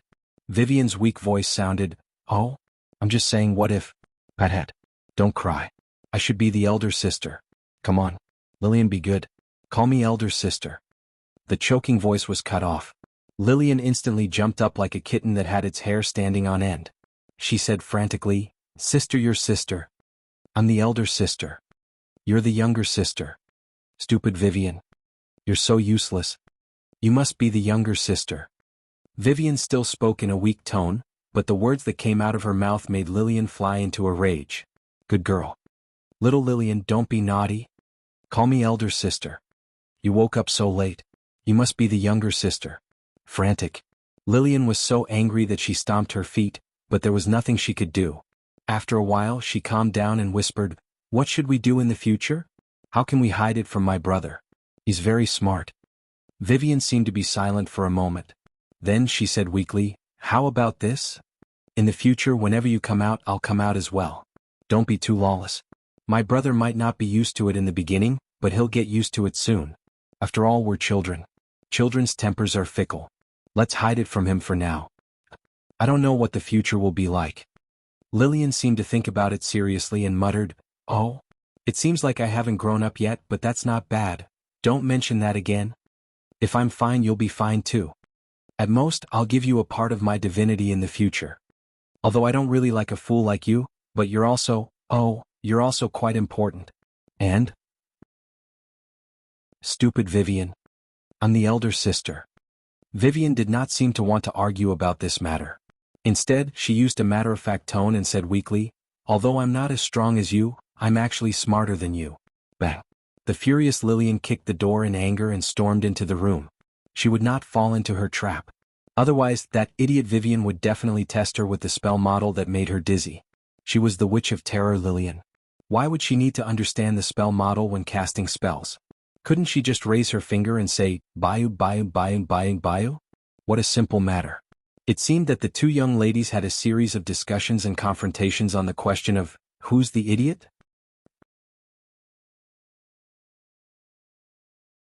Chapter 226. The Sea Temple. Soren was a little stunned when he walked to the door because he saw a special carriage. It was not that the carriage was special, but there was a tuna-like emblem on it. If he remembered correctly, according to the knowledge of this world, this should be the family emblem of a noble family. The emblem of a noble family was special and representative. Using this tuna-like emblem, the other party should be a noble family in the coastal area. This was Port Tylon. Port Tylon was a chaotic area. Although there were managers, they were definitely not nobles, and the forces behind the scenes were changing frequently. In other words, this noble could not be a local, it could only be a noble in the coastal area. But why would a noble in the coastal area come here? And to the Sea Temple, which was inclined to the evil camp. Did they believe in the sea goddess? Soren frowned and walked in. He saw a female figure praying. From the back she was very tall and beautiful. She wore a veil on her head and had a slender waist. Because she was kneeling in front of the statue of the sea goddess, her buttocks were very large and round when she bent down. No matter from which angle, this woman was full of strong temptation. Soren's footsteps startled the other party. She stood up after hearing the sound, a pair of blue eyes staring at Soren, then she took off her veil with a smile. She had a very charming face and her nose was a little high, which was a characteristic of the Western nobles. Her skin was very white, and her eyelashes were very long. It looked like she was wearing false eyelashes, but in fact she was born this way. Another iconic feature was that she had a black mole at the corner of her mouth. It was a very small and inconspicuous black mole. Coupled with her charming face, it seemed to be a little more seductive. This woman was tall, about 5 centimeters taller than Soren. It was not easy for a woman with such a height to find a husband.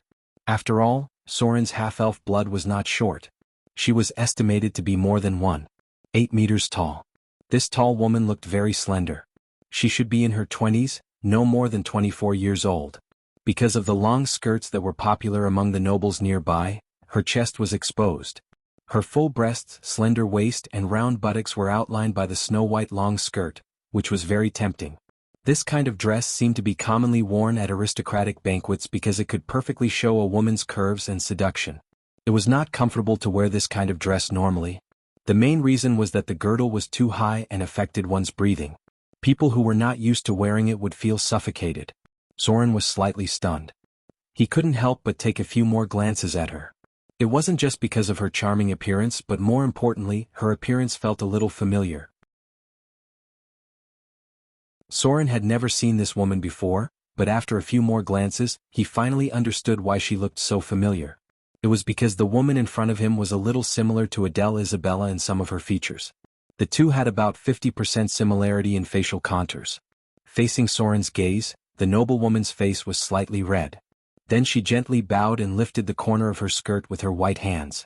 When she bent her knees slightly, the fullness of her chest was even more amazing.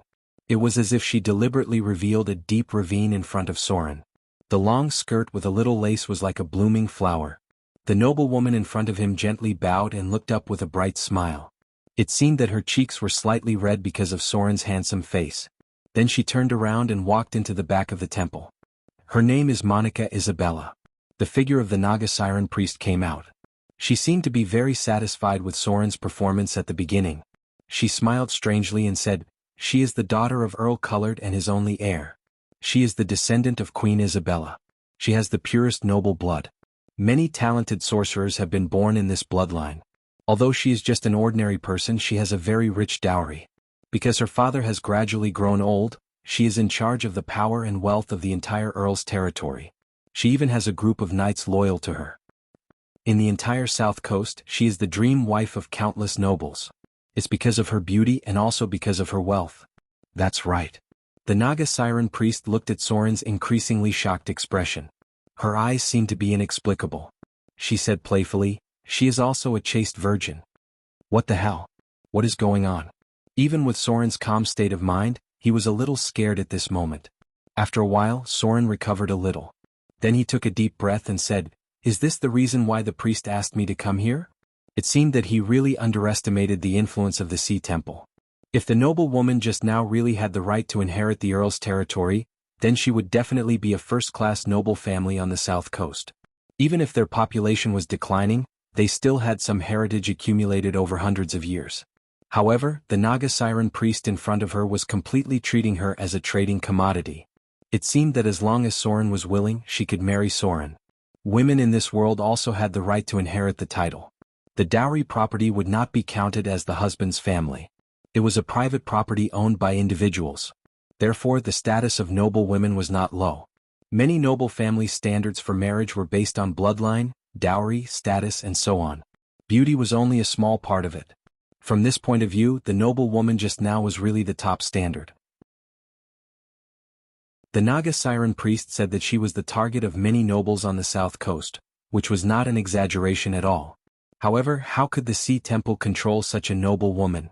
Although it only affected her marriage, it also represented a strong influence. The Sea Temple's control of the coastal areas was stronger than Soren imagined. The noble woman just now must have had some kind of deal with the Sea Temple or some kind of contract. Soren didn't know what kind of agreement was reached, but he was sure that the Naga Siren priest really wanted to recruit him this time. The Naga Siren priest frowned slightly. Soren's words obviously meant that the trump card she had just used did not completely move him. This made her feel a little annoyed in her heart. She faintly felt that Soren really didn't know what was good for him. However, she still restrained herself from showing it because she had just given Soren a sweet date, and there was still a mace prepared for him. She smiled strangely and said slowly, "I really didn't expect you to have such an ability. In just a few days you have quelled the pirates in the nearby sea." However, the Naga Siren priest paused here and said in a deep voice, "You seem to have become the target of the Swamp King. He seems to intend to kill you to consolidate his position. This is a very powerful pirate king. His men are completely different from the humans you have encountered. There are even many non-human monsters among them. If you can't defeat him, I'm afraid all your efforts will soon be in vain. Those pirates don't have much loyalty. As long as you fail once, they will betray you without hesitation. So I want to know how you plan to deal with the Swamp King?" The Naga Siren priest showed a smile as if she was gloating. If Vivian hadn't woken up, Soren would have had to ask the Sea Temple for help. However, now that he and Vivian joined forces, it was not impossible to defeat the Swamp King, one of the pirate kings. After all, Soren was very clear about the power of the Sons of Fear. They were born in the quasi-legendary realm. Vivian was now integrated with the power of the other two Sons of Fear. Her strength was definitely stronger than Soren, but she did not have enough experience to use this power. Reject the Naga Siren priest? In the future, when he needed the power of the Sea Temple, Soren could not make their relationship too stiff. Agree to her invitation? If it was not a compulsory divine contract, he could agree. Anyway, Soren did not have any faith at present. It was not impossible to hang the title of a pan-faith. After all, the sea goddess was a golden thigh that he could hug. In the end, he had a thought in his mind. That was to eat the candy and throw the cannonball back. Chapter 227. Sea Temple. Shortly after Soren left, the figure of the noble woman also appeared. She looked up at the Naga Siren priest, who did not look very good in front of her, and said, "Is that him?" The Naga Siren priest's face was still a little ugly because she found that Soren was like a slippery loach. No matter how she tried to rope him in, it seemed that she was still lacking a little bit. Sometimes she even felt like she was punching the air, and her internal organs were faintly uncomfortable. She glanced at the charming noble woman in front of her and said slowly, "Not necessarily. This human is too cunning. Unless he completely joins us, you are just bait in front of him. We have spent too many resources on you. Without our help, your father's territory would have been swallowed up by others. Also, pay attention to your virginity. I've noticed that this is a huge temptation for human males. Before we decide on someone who's really valuable to us, you can't get too close to any male creature. Your current task is still to continue to expand your influence. If necessary, provoke a war between the nobles on the south coast. Only war can break the inherent power blockade and let us penetrate into the human race." The noblewoman's face was a little stiff, and there was a hint of anger in her eyes, but she still nodded and said, "Yes." No matter what woman, there would be a trace of dissatisfaction in her heart when she was used as a bargaining chip. However, it seemed that her awe of the Sea Temple was very obvious, and the Sea Temple should have controlled her a lot, so she had to bow her head under such obviously humiliating words. No one knew what agreement Soren and the Naga Siren priest finally reached, but looking at the Naga Siren priest's face now, she didn't seem to have the upper hand. This made her look up to Soren. To be able to play tricks with the Sea Temple also required confidence and strength. Soren left the Sea Temple. His complexion wasn't very good either. From the moment he left the temple, his expression was ashen. He turned around and came to the port, then waved his hand to summon a pirate and said in a deep voice, "Tell Adele to come and see me." Very soon, a red-haired female pirate in tight leather armor appeared in front of Soren. She carefully glanced at Soren's face and then said, "Your Excellency? What are your orders?" Soren glanced at her and said expressionlessly, "From today onwards, 50% of the profits of the Port Tylon route will be handed over to the Sea Temple. You will personally control the smuggling trade of the Shipwreck Bay route. You must ensure that no one else can touch this route. From now on, no matter if it's an official or private slave trade, as long as it's on the sea, we must capture it. Anyone who wants to make money from the slave trade has to get our permission." Slave trade. This was the main source of trade for the south coast, because there were many mines near the coast, which required a lot of labor to mine. It was basically impossible to hire civilians. Everyone knew that the mine was a place of no return, so they could only find labor from criminals and slaves. In addition, the nobles in this area had many manners and economic systems, so slaves were the cheapest labor force from any perspective. Slaves, this was a common problem. Even the gods could not change the status quo. Even the slavery system was supported and affirmed by many gods. Even in Soren's memory of his previous life, the abolition of the slavery system was delayed until modern history. In this world, it was even more deeply rooted and lasted for countless years, almost to the point where it was deeply rooted in people's hearts. Most ordinary people would desire to have a manor land, and then buy and own some slaves. From then on, the slaves would be responsible for farming, and they would live a leisurely life without worrying about food and clothing. If it weren't for many kind people and some churches who hated the slavery system, it would have become rampant in the South. Yes, sir. Adele, who had long red hair, nodded and replied, I'll arrange the manpower now. Soren glanced at her silently, then said, Do you know a woman named Monica? She also has the surname Isabella like you, and is the only daughter of an earl. The red-haired female pirate was puzzled for a moment, then thought for a moment and said, Sir, the surname Isabella is distributed in the south and the west. She may be related to my mother, but because of my background I'm unfamiliar with these people.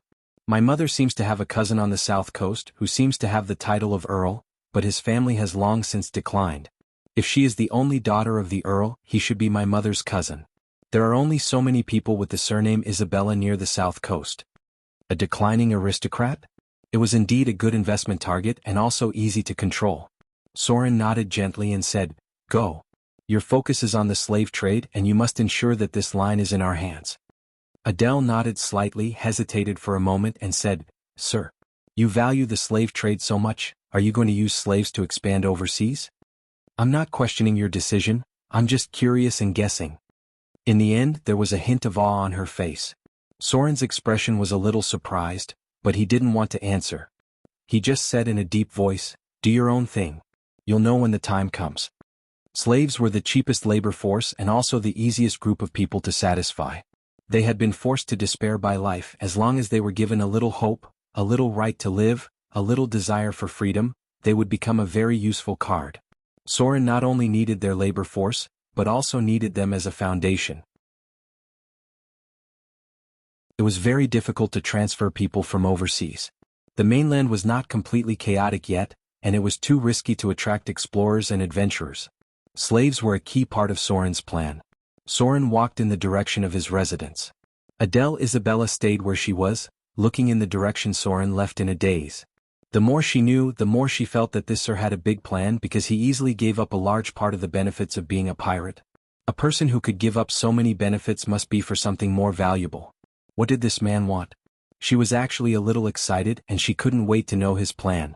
Unfortunately, she could only hide it deep in her mind. Soren returned to his residence. As soon as he entered the room, he saw a petite figure pouncing on him, and then directly hanging on his body.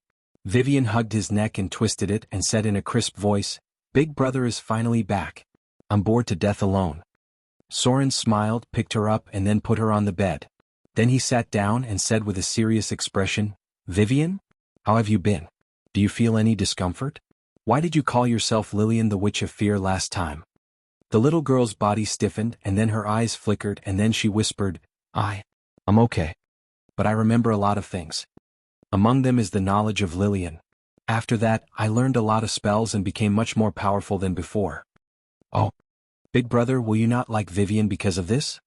Speaking of this, the little girl's expression suddenly became a little pitiful. Soren looked at her with a little heartache. He leaned over and kissed her forehead and then said, Silly girl. I will always be by your side. Was it really like this? Soren's heart skipped a beat and he secretly guessed, if I didn't come and Soren died like this, Vivian would become Lillian? I hope I won't leave any hidden dangers for her. No. I have to find a way to kill the other Sons of Fear, and then completely wipe out the Fear Lord's consciousness. Otherwise, as long as his consciousness still exists, it will be an invisible hidden danger. I may be affected when I fight against the Fear Lord's consciousness, and Vivian can even fight against the Fear Lord's consciousness. Soren seemed to be thinking about something. The little girl's expression was a little unnatural, but she still sat next to him obediently. "Come here for a while." Soren seemed to have thought of something and said in a deep voice, "Vivian, Big Brother has a way to help you check your body. It may be a little uncomfortable, are you willing to give it a try?" The little girl's face was a little confused, but she still nodded very obediently. Soren showed a little smile. Then there was a light in his eyes. This gaze seemed to make Vivian feel a little uncomfortable, as if her whole body was exposed in front of her brother's eyes. She faintly felt a little repulsed and a little shy. A row of data appeared. "Do you want to perform a data scan on the target?" "Attention! The target is very powerful and dangerous. There may be hostility. Data scan requires 16,000 slaughter EXP. Do you want to scan?" It actually requires so much slaughter EXP? Although Soren felt a little pain in his heart, after looking at the nearly 70,000 slaughter EXP he had accumulated, he still silently chose to confirm. He needed to know to what extent Vivian had been strengthened, and also needed to know if Vivian was affected by the Fear Lord's consciousness. The slaughter EXP could be earned later, and Vivian's safety was more important in Soren's eyes. Chapter 228. A series of data appeared. Soren's eyes were filled with zeros and ones. The data simulation didn't cost much for him, but it would cost a lot of slaughter EXP to calculate other people's data. He once did a rough calculation for Vivian, but at that time Vivian had just awakened her sorcerer abilities, so the amount of slaughter EXP needed was nothing compared to now. Now Vivian should be a legendary level spellcaster, so Soren didn't know how much data he could calculate. The jumping numbers made Soren feel a little dizzy, and Vivian also seemed to be very uncomfortable. She was like a little kitten with her hair standing on end. She reached out her little hand and grabbed the corner of his shirt, but didn't do anything else. The little girl seemed to be repulsed by this strange energy scan. If the person in front of her wasn't her brother, she would have attacked him directly. Vivian, Witch of Fear, Child of Fear, Race, Human, Attributes, Strength 9 + 1, Dexterity 12 + 1, Constitution 16 + 1, Intelligence 21 + 1, Wisdom 21 + 1, Charm 27 + 1. Alignment, Chaotic Neutral, Class, Warlock LV 10, Warlock LV 8, Wizard LV 7, Grade 5, HP. Ability, Unknown, Divinity, None, Divinity, None, Divinity, Minor Divinity, All Attributes +1, Domain, Fear, Others. Basic Skills. Legendary Level Abilities, Legendary Level Spell Penetration, Legendary Level Spell Control, Legendary Level Spell Construct, Level 0 Spell Instant Cast, Level 1 Spell Instant Cast, Level 2 Spell Instant Cast, Level 3 Spell Instant Cast. Other abilities, Spell Control, Spell Penetration, Spell Empower, Combat Spellcasting, Silent Spellcasting, Spell Instant Cast, Flying Spellcasting. Gifted abilities, Spellcasting Genius, Divine Power Conversion, Child of Fear. Other abilities? Soren was stunned. When he saw Vivian's attributes after the simulation, he was stunned. Now he finally understood why it took so much slaughter EXP to digitize Vivian's ability. It was because the little girl in front of him was almost invincible. Soren couldn't help but feel deeply shocked when he saw the large row of legendary abilities. No wonder Vivian didn't need to chant many spells in the past, and her casting speed was so fast that it was frightening. It turned out that she actually had so many legendary level instant cast abilities, and it seemed to be born with minor divinity. When Soren found out that Vivian was still a human, he let out a sigh of relief. It seemed that the Dread Lord didn't have much of an effect on her. At the very least, he didn't change Vivian's race. However, Soren couldn't help but marvel at the innate abilities and specialties of the demon god's offspring. Soren spent a lot of effort to master one or two spellcasting abilities, but Vivian already had a large number of legendary level spellcasting abilities. As long as she could exert her strength, it wouldn't be difficult for her to fight against a legendary level wizard. Divine Sorcerer? Did Vivian automatically become a divine sorcerer because she awakened the bloodline of the Child of Fear? Soren couldn't help but fall into deep thought. The divine sorcerer was a special sorcerer's advancement. It must be blessed by the power of the gods. Vivian, as the Child of Fear, naturally had no difficulty in advancing. However, her advancement into a divine sorcerer was equivalent to cutting off the possibility of advancing into a dragon disciple. In the future, the only way to advance was to become a destiny sorcerer like Princess Royal, But this advancement was very dependent on luck. Since Vivian was so powerful, it would be easier for them to defeat the Swamp King. Then it would be much easier for them to deal with the Swamp King. They might even be able to bypass the power of the Sea Temple. Brother? The little girl raised her head and looked at Soren, who was in a daze. She raised her little hand and shook his arm and whispered, "What's wrong? What did you see?" Soren woke up and couldn't help but smile. "Nothing. I said that my Vivian would definitely be the top sorcerer in the future. I just didn't expect you to be more exaggerated than I expected. You actually entered the legendary level in such a short time." Vivian still looked a little confused. However, she couldn't help but laugh and said, "Although I don't understand what brother is saying, it seems like you're praising me. Of course, Vivian is very powerful." Soren raised his hand and stroked the little girl's head, and then said seriously, "Vivian, I have to tell you the next thing seriously. As the child of fear, your future path is destined to be difficult, so we have to plan in advance. You have been smarter than other children since you were a child, so from today onwards I will try to tell you a lot of things. But it doesn't matter if you don't understand, just remember them first. Brother will always be by your side." The little girl nodded and said, "Okay. I will remember it." "Very good." Soren smiled and said in a deep voice, "The first step now is to give you the strength to fight against the vampire god. He has mastered the vampire god's divine title and has become the incarnation of the Holy One. Now we are no match for him at all. But this is only a temporary thing. As long as you give us some time, brother can help you become a more powerful deity than him. The Dread Lord is our ultimate enemy.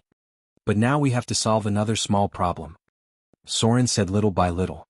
The little girl lay on his knee and listened carefully. Occasionally she would ask questions. As Soren spoke more and more, her expression became more and more confused.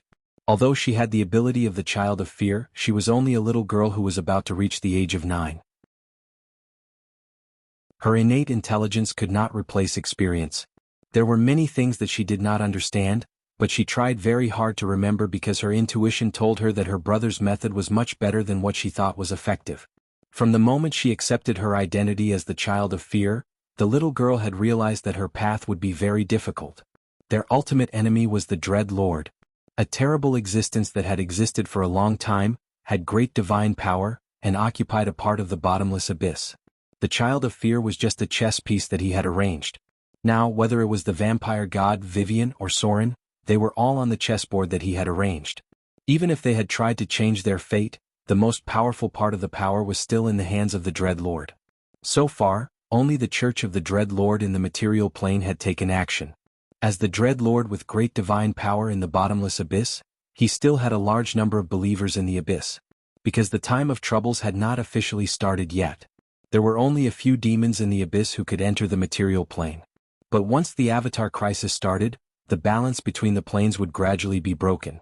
A large number of plane gaps and the inability of the gods to interfere with the balance would strengthen the connections between the various planes. At that time, not only the bottomless abyss and the Bator Inferno, but even the connection between the 4 elemental planes and the material plane would become very close. In Soren's memory, there were even events where astral world creatures appeared in the material plane. At that time, that was the time when the power that the Dread Lord had accumulated for thousands of years in the abyss would explode. The throne of fear was not just a simple space. It also represented a kingdom created by a great divine power, as well as the believers and forces that he had developed over a long period of time. The material plane was just an extension of the Church of Fear. In history, many gods tenaciously held on for a period of time after the destruction of the Church in the material plane. This was the foundation that they had accumulated over a long period of time. The material plane was the foundation of everything. Most of the petitioners of the kingdom of the gods in the heavenly realm came from the material plane. The kingdom controlled by the Abyss Lord was also based on the souls of the believers in the material plane. Soren saw further than others.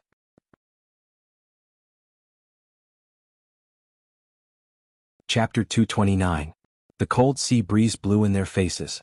It was now the coldest period of the year, and the temperature would gradually warm up after February next year. Soren brought Vivian to the pirate ship. He didn't know if it was his illusion, but he felt that Vivian was a little quieter today than yesterday.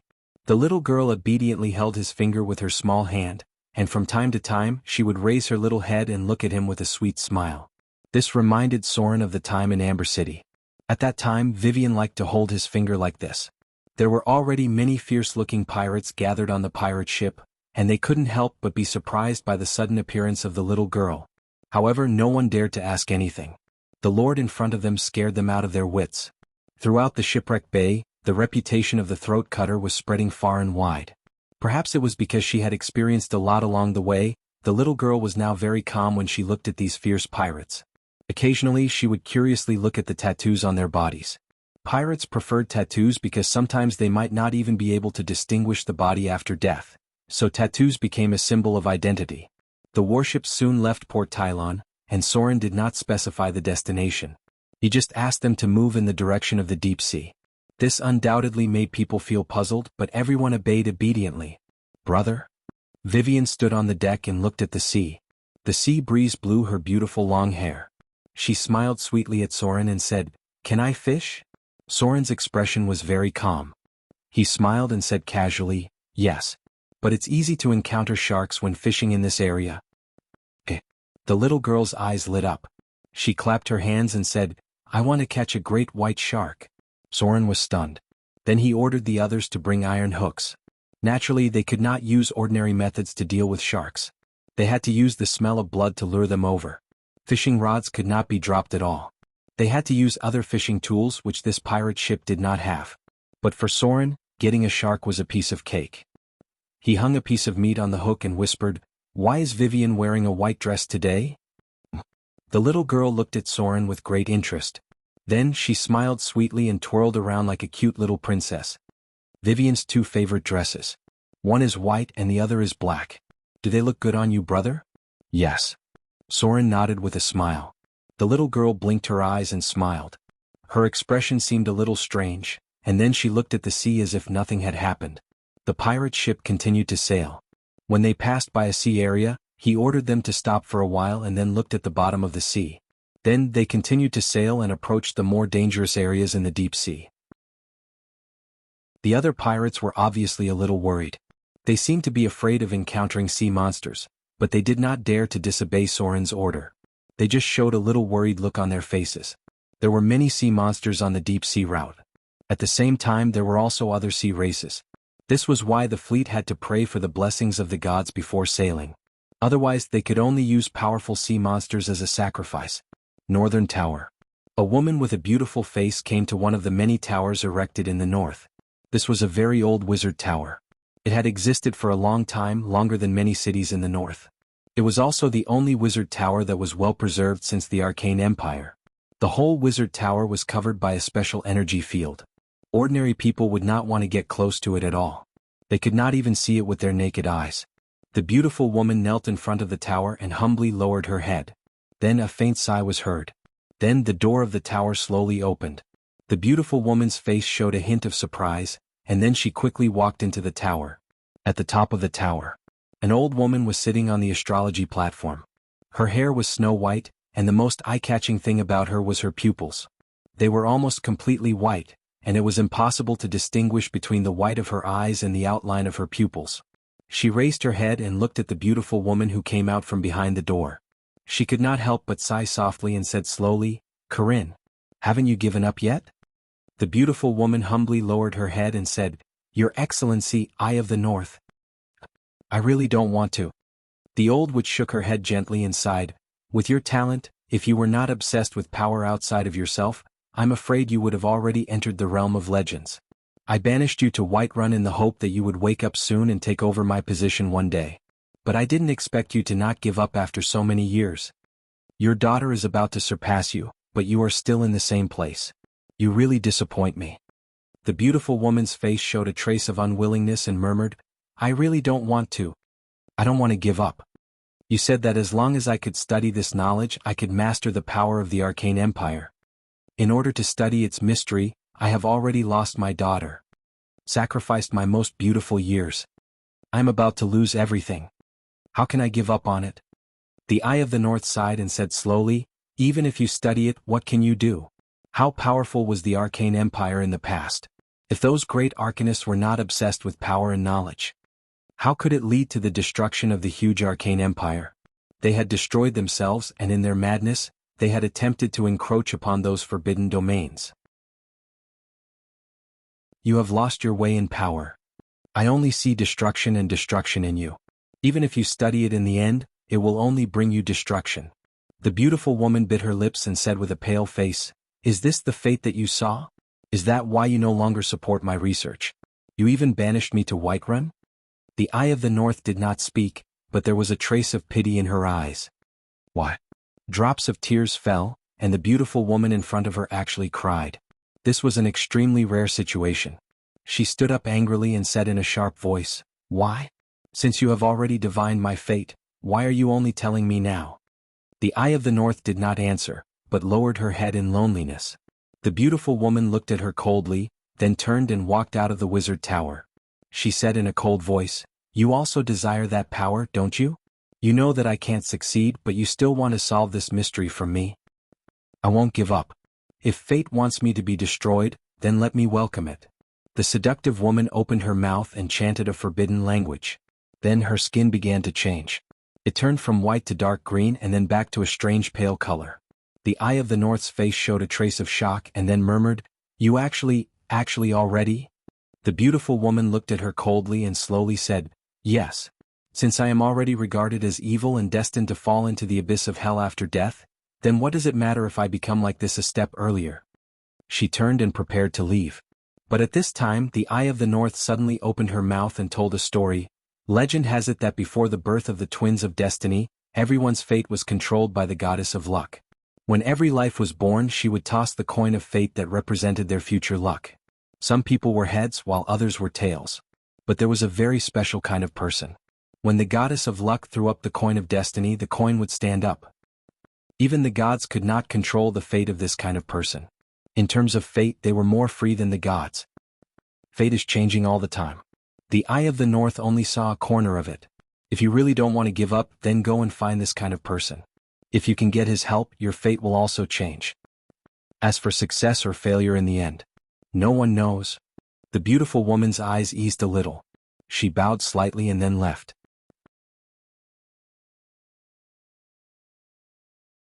Chapter 230. There were stars in the night sky. For some reason, the stars in the sky began to dim recently, which made many people feel worried. Because the stars in this world represented the gods, and the kingdoms of the gods were connected to the astral world, and then the light of the stars was reflected back to the material plane. The whole multiverse could be connected by the astral world. If one or two stars were dim, it might be a battle between the gods, but now all the stars had become dim, which made people feel a little panic. But now, those who could notice this were special existences, and ordinary people still lived their original lives. Your Excellency. The first mate of the pirate ship came over. His expression was a little nervous and whispered, We have entered the deep sea area. This is the territory of the Swamp King. I am worried that he will attack us because we entered his sea area. Soren looked at him coldly, then said, Continue sailing. The first mate was obviously startled by his gaze, and then immediately ordered the others to continue sailing, while silently praying that they would not encounter the pirate ship of the Swamp King. This was a pirate king that had existed for a long time. With their strength, it was impossible for them to be the opponent of the Swamp King, not to mention that it was rumored that its subordinates were a group of monsters. There's a ship. The lookout in the night suddenly exclaimed and then shouted, There's a ship nearby. It's a pirate ship. 3 ships. No. It's 5 ships. It's the Swamp King. It's surrounding us. The deck was in a panic. Soren narrowed his eyes at this moment, glanced at Vivian next to him and whispered, It finally appeared. The purpose of his trip was to lure the Swamp King out. Passively taking a beating was not Soren's habit, not to mention that he now had several cards in his hand. If he killed the Swamp King, he would completely open the route to the outer islands, and at the same time he would be qualified to become the new Pirate King. Although the south coast was only a corner of the world, this corner was tantamount to stepping on a step, and officially having the qualifications to compete with the major forces of the gods. Prepare for battle. Soren let out a low roar. His voice startled the other pirates and they began to move in a panic. It seemed like the prestige he had accumulated over the past period of time was working well. He was able to keep them from breaking down. The legend of the Pirate King spread throughout the south coast. They were not ordinary people. If they were not monsters, they were hybrid creatures or legendary professions. Ordinary pirates did not even have the courage to fight with them. Vivian. Soren glanced at the slightly nervous little girl beside him. He wasn't sure if it was just his imagination, but after a few seconds, the little girl's expression returned to normal. There was even an excited smile on her face, as if she couldn't wait for the enemy to appear. Her petite body floated into the air as she chuckled, "Don't worry, big brother. Leave this trash to me." Boom, boom, boom, boom. Continuous sounds of cannons sounded. The sea around the pirate ship was shot up with waves several feet high. Only one of the cannonballs hit the hull, but it only grazed the deck. The pirates were still very chaotic. These guys were not good at commanding. The lookout had already climbed down, and someone nearby shouted in horror, "In the sea! There are monsters in the sea." Soren's pupils shrank slightly. He glanced at the surrounding sea and suddenly issued an order. Immediately. Then he saw a dense fog appear in the surrounding sea. Not far from Soren, on a huge dragon-headed warship, the Swamp King had a cruel smile on his face. He was a hybrid giant monster. He was half swamp giant and half lizard, so he looked like a giant lizard monster. While maintaining his human form, he also had a lot of scales on his body. It was surrounded by a group of strange-looking lizard men, as well as an unrecognizable sea creature. The deep-sea demon, Dagon, liked to taint the bloodline to cultivate believers, so many of his subordinates were strange creatures. However, these creatures were very dangerous. Just a bunch of useless trash. The Swamp King picked up the heavy anchor. This was the weapon he used. His body was so strong because of the power of the Demon Lord, and he also had a part of the demon bloodline. The strength of the giant subspecies, the agility and defense bonus of the lizard people, and the skin and resistance bonus brought by the demon bloodline. Even if he didn't wear any armor, he still had the same defense as the scales. The weapon it used was an incomparably heavy anchor. This weapon had a crushing effect against any warrior. The entire south coast. Even the top royal Naga guards in the Naga clan didn't dare to take a direct attack in front of him. He was a fallen warrior. However, he didn't have the ability to cast spells. He had special combat skills, and at the same time he could use some of the demon's spell-like abilities. This was a very dangerous enemy. The only weakness was that he was crazy. He inherited the chaos and evil of the demons. Killing would make him even crazier. Even his subordinates always kept a distance from him. Because when the terrible weapon was wielded, it had also killed a lot of his subordinates. Lizard people, go to the sea. The Swamp King was not a reckless man without tactics. He looked at the strange fog and said in a deep voice, "Release the Devil Ray and the Deep-Sea Lurker." These were the offspring of the deep-sea demon lord Dagon. Of course, they were not the kind with divinity. They were just a kind of mutated sea demon monster. The Swamp King could control some of these monsters and make them listen to his orders. Accompanied by the sound of jumping into the sea, the lizard people sneered and dived into the sea. They were amphibians and had adapted to the environment of the sea. These lizard people, who were stronger than the inland, were the important subordinates of the Swamp King. Among them there were also his own offspring. Although in order to reproduce these offspring, he had changed many lizard people's spouses. Co-fishmen. The Swamp King glanced at the other battlefield and said in a deep voice, "Why don't these trash attack? Aren't they afraid that I will eat them after killing those clowns?" This pirate king liked to eat living things, including intelligent creatures. There was a scream, but it was not from the pirate ship on the opposite side. It was from the lizard people that he had just sent. One of the lizard people trembled and climbed up from the sea. He climbed along the hull to the deck and said, "Below. There's something below. Monster. What kind of monster is there?" A monster that could scare them like this naturally wouldn't be that simple. On the other side, Soren's ship was also a group of frightened pirates. From time to time someone shouted, "Lizard people. It's the lizard people. Co-fishmen. Be careful. They're close. This? What is this?" There was a sound of teeth chattering. Suddenly, the sea next to the pirate ship separated from both sides, and then a dark mast rushed out from the bottom of the sea. In an instant, a warship full of death aura appeared on the right side of Soren, covering some of the attacks on the side. Some creatures that were even uglier and weirder than the lizard men appeared. Their bodies were covered with algae and death aura. They attacked the pirate ships in all directions. At the same time, they sank a warship in the midst of the muffled sound of cannons. Ghost ship. The pirates on the deck were stunned for a moment. When they found that the ghost ship was attacking the enemy, they all looked at Soren. Soren nodded slightly, then picked up Vivian and landed on the ghost ship opposite. There was a burst of cheers. The chief mate's face was flushed red, and his eyes were full of uncontrollable excitement. He roared at the other pirates, "Get ready to fight. Get ready to fight back. You bunch of trash. Destroy them. From today onwards, we are the most powerful pirates in this sea area. Your Excellency will be the new pirate king."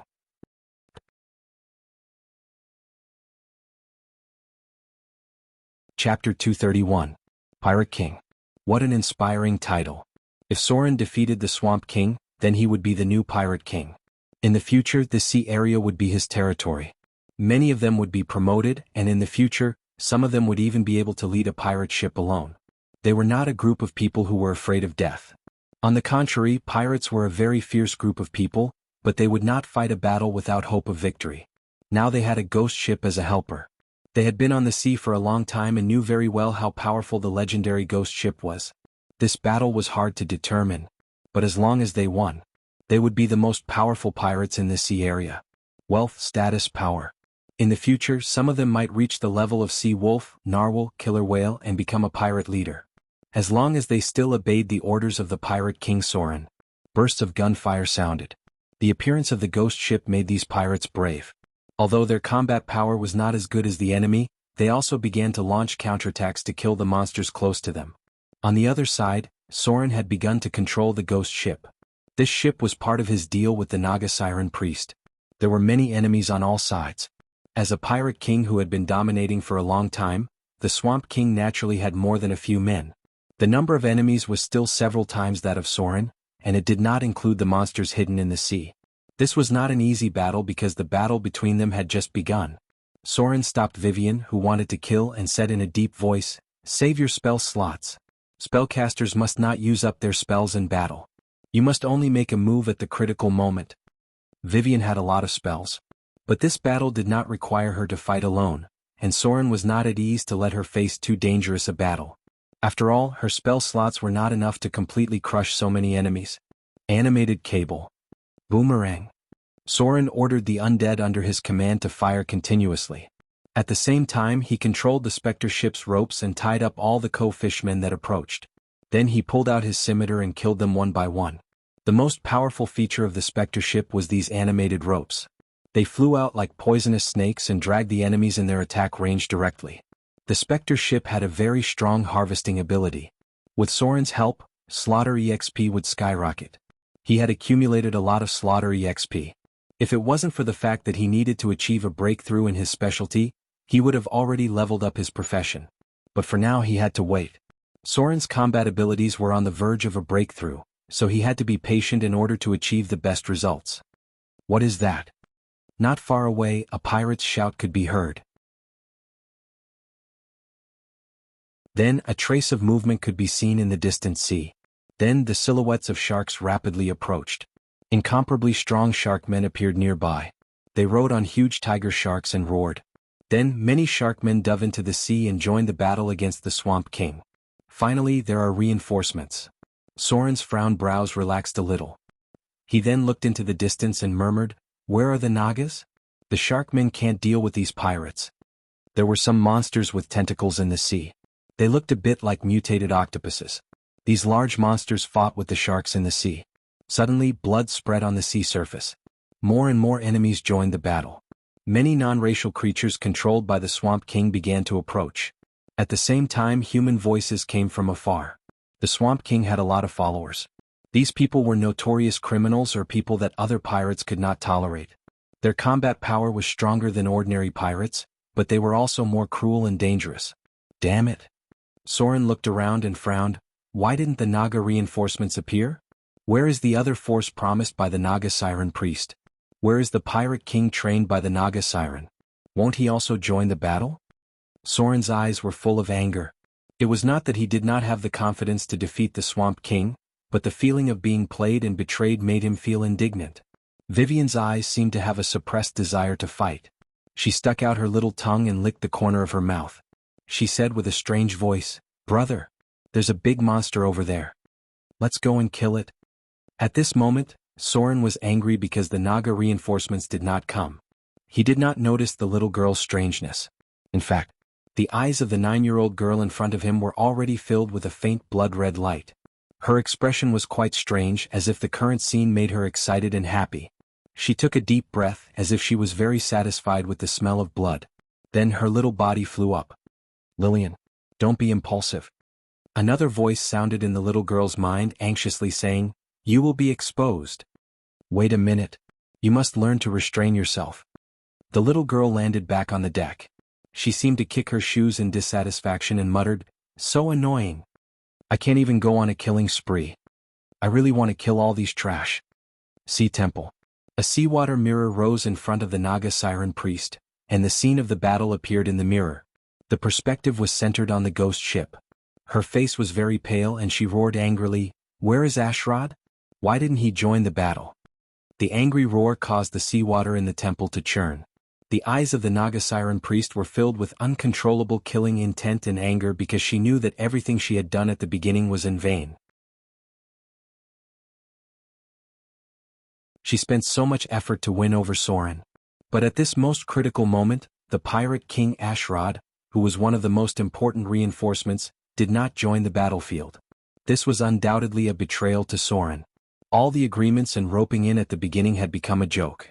The Naga Siren priest was sure that Soren was absolutely dissatisfied with her attitude because at this most critical moment, the reinforcements she promised were not there at all. She was angry. Very angry. The Naga Siren priest was so angry that she roared, "Damn bastard! Ashrod, you are a dog raised by the royal family. How dare you disobey the orders of the temple? I must punish you. I will definitely kill you." It was too late. Even she did not expect that one of the three pirate kings, Ashrod, would betray her. Now she could only hope that Soren could defeat the Swamp King. Otherwise, not only would she lose a target, but the Sharkmen under the control of the Sea Temple would also suffer heavy losses. And all of this was caused by that damned Ashrod. Her heart was full of killing intent. Not only for Ashrod, one of the three pirate kings, but also for the Naga Siren royal family behind him. On another sea, a huge siren warship was sailing. Standing on the bow was a tall man with scales on the side of his face. He sneered and looked at the sea in the distance and whispered, "That idiot priest. Does she think I will obey orders so easily? Does she want to support another guy to replace me? Or does she want to completely control the power of the sea? How could he be willing to help a stranger deal with the Swamp King?" As long as the Swamp King was defeated, it meant that there would be a new pirate king on the south coast, which was a challenge to his power. Only that idiot priest would think that everything is under her control. Ashrod laughed and a cold light appeared in his eyes. The sea goddess had not responded to the prayers of her believers for a long time. The silence of the gods was an opportunity for many people. On the siren warship, a Naga siren guard looked into the distance and said, "Ashrod, what are you going to do? How dare you disobey the orders of the priest? Aren't you afraid that she will punish you?"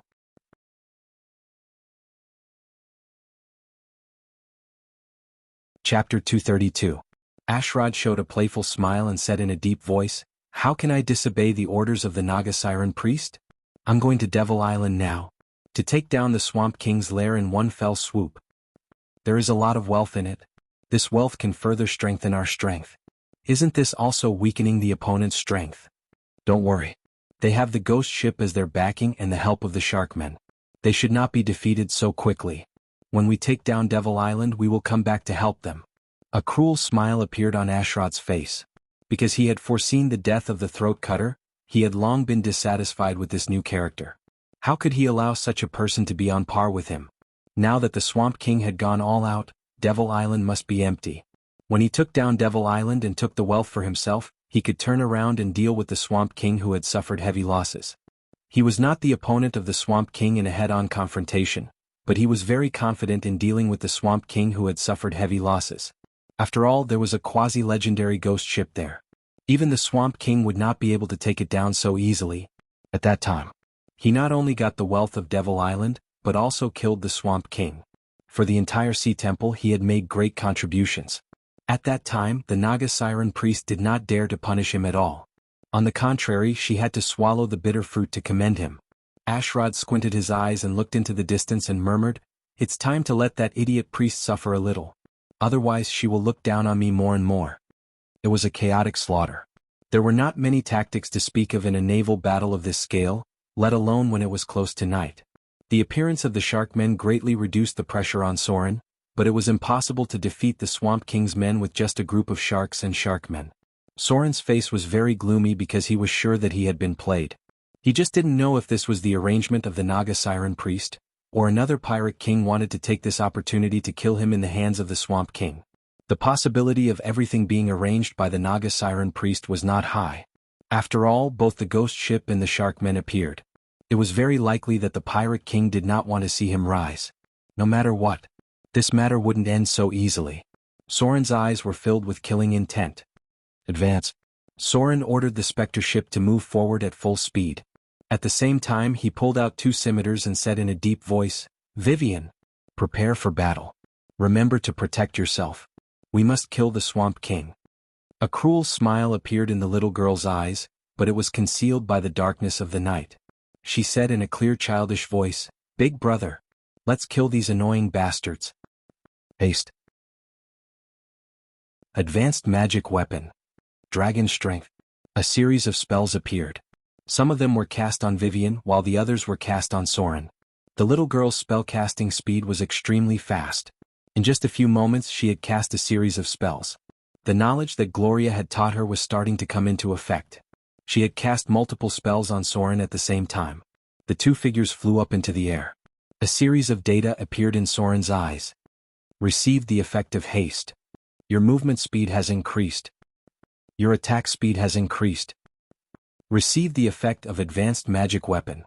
Your scimitar +1 has gained the ability to enchant. Your weapon has additional energy damage. Received the effect of dragon strength. You have an additional 5 points of strength, 5 points of constitution, and 5 points of charm. Your basic defense has increased by 4 points of dragon skin. You are immune to any sleeping and paralyzing effects.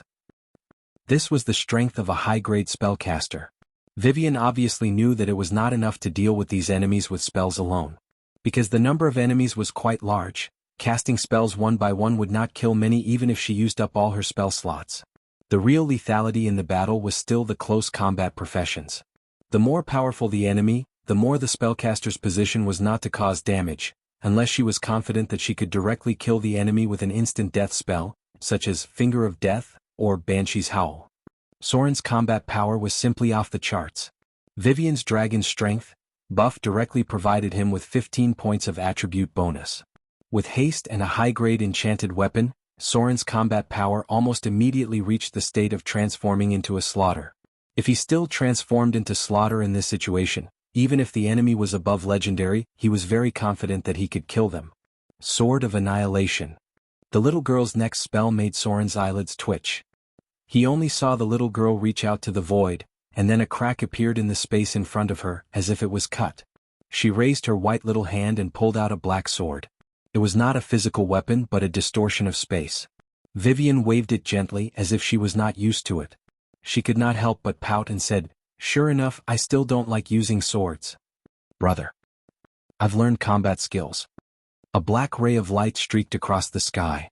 Vivian instantly slashed at a nearby lizard man, and the opponent's weapon directly turned into powder, then the armor on his body turned into powder, and finally the whole person turned into powder. It was as if the enemy was hit by disintegrate, and the whole person was directly disintegrated. This is a legendary spell. Soren could not help but gulp, and then his figure flew out, waving his 2 swords and turning into a cold light, blocking the flying arrows.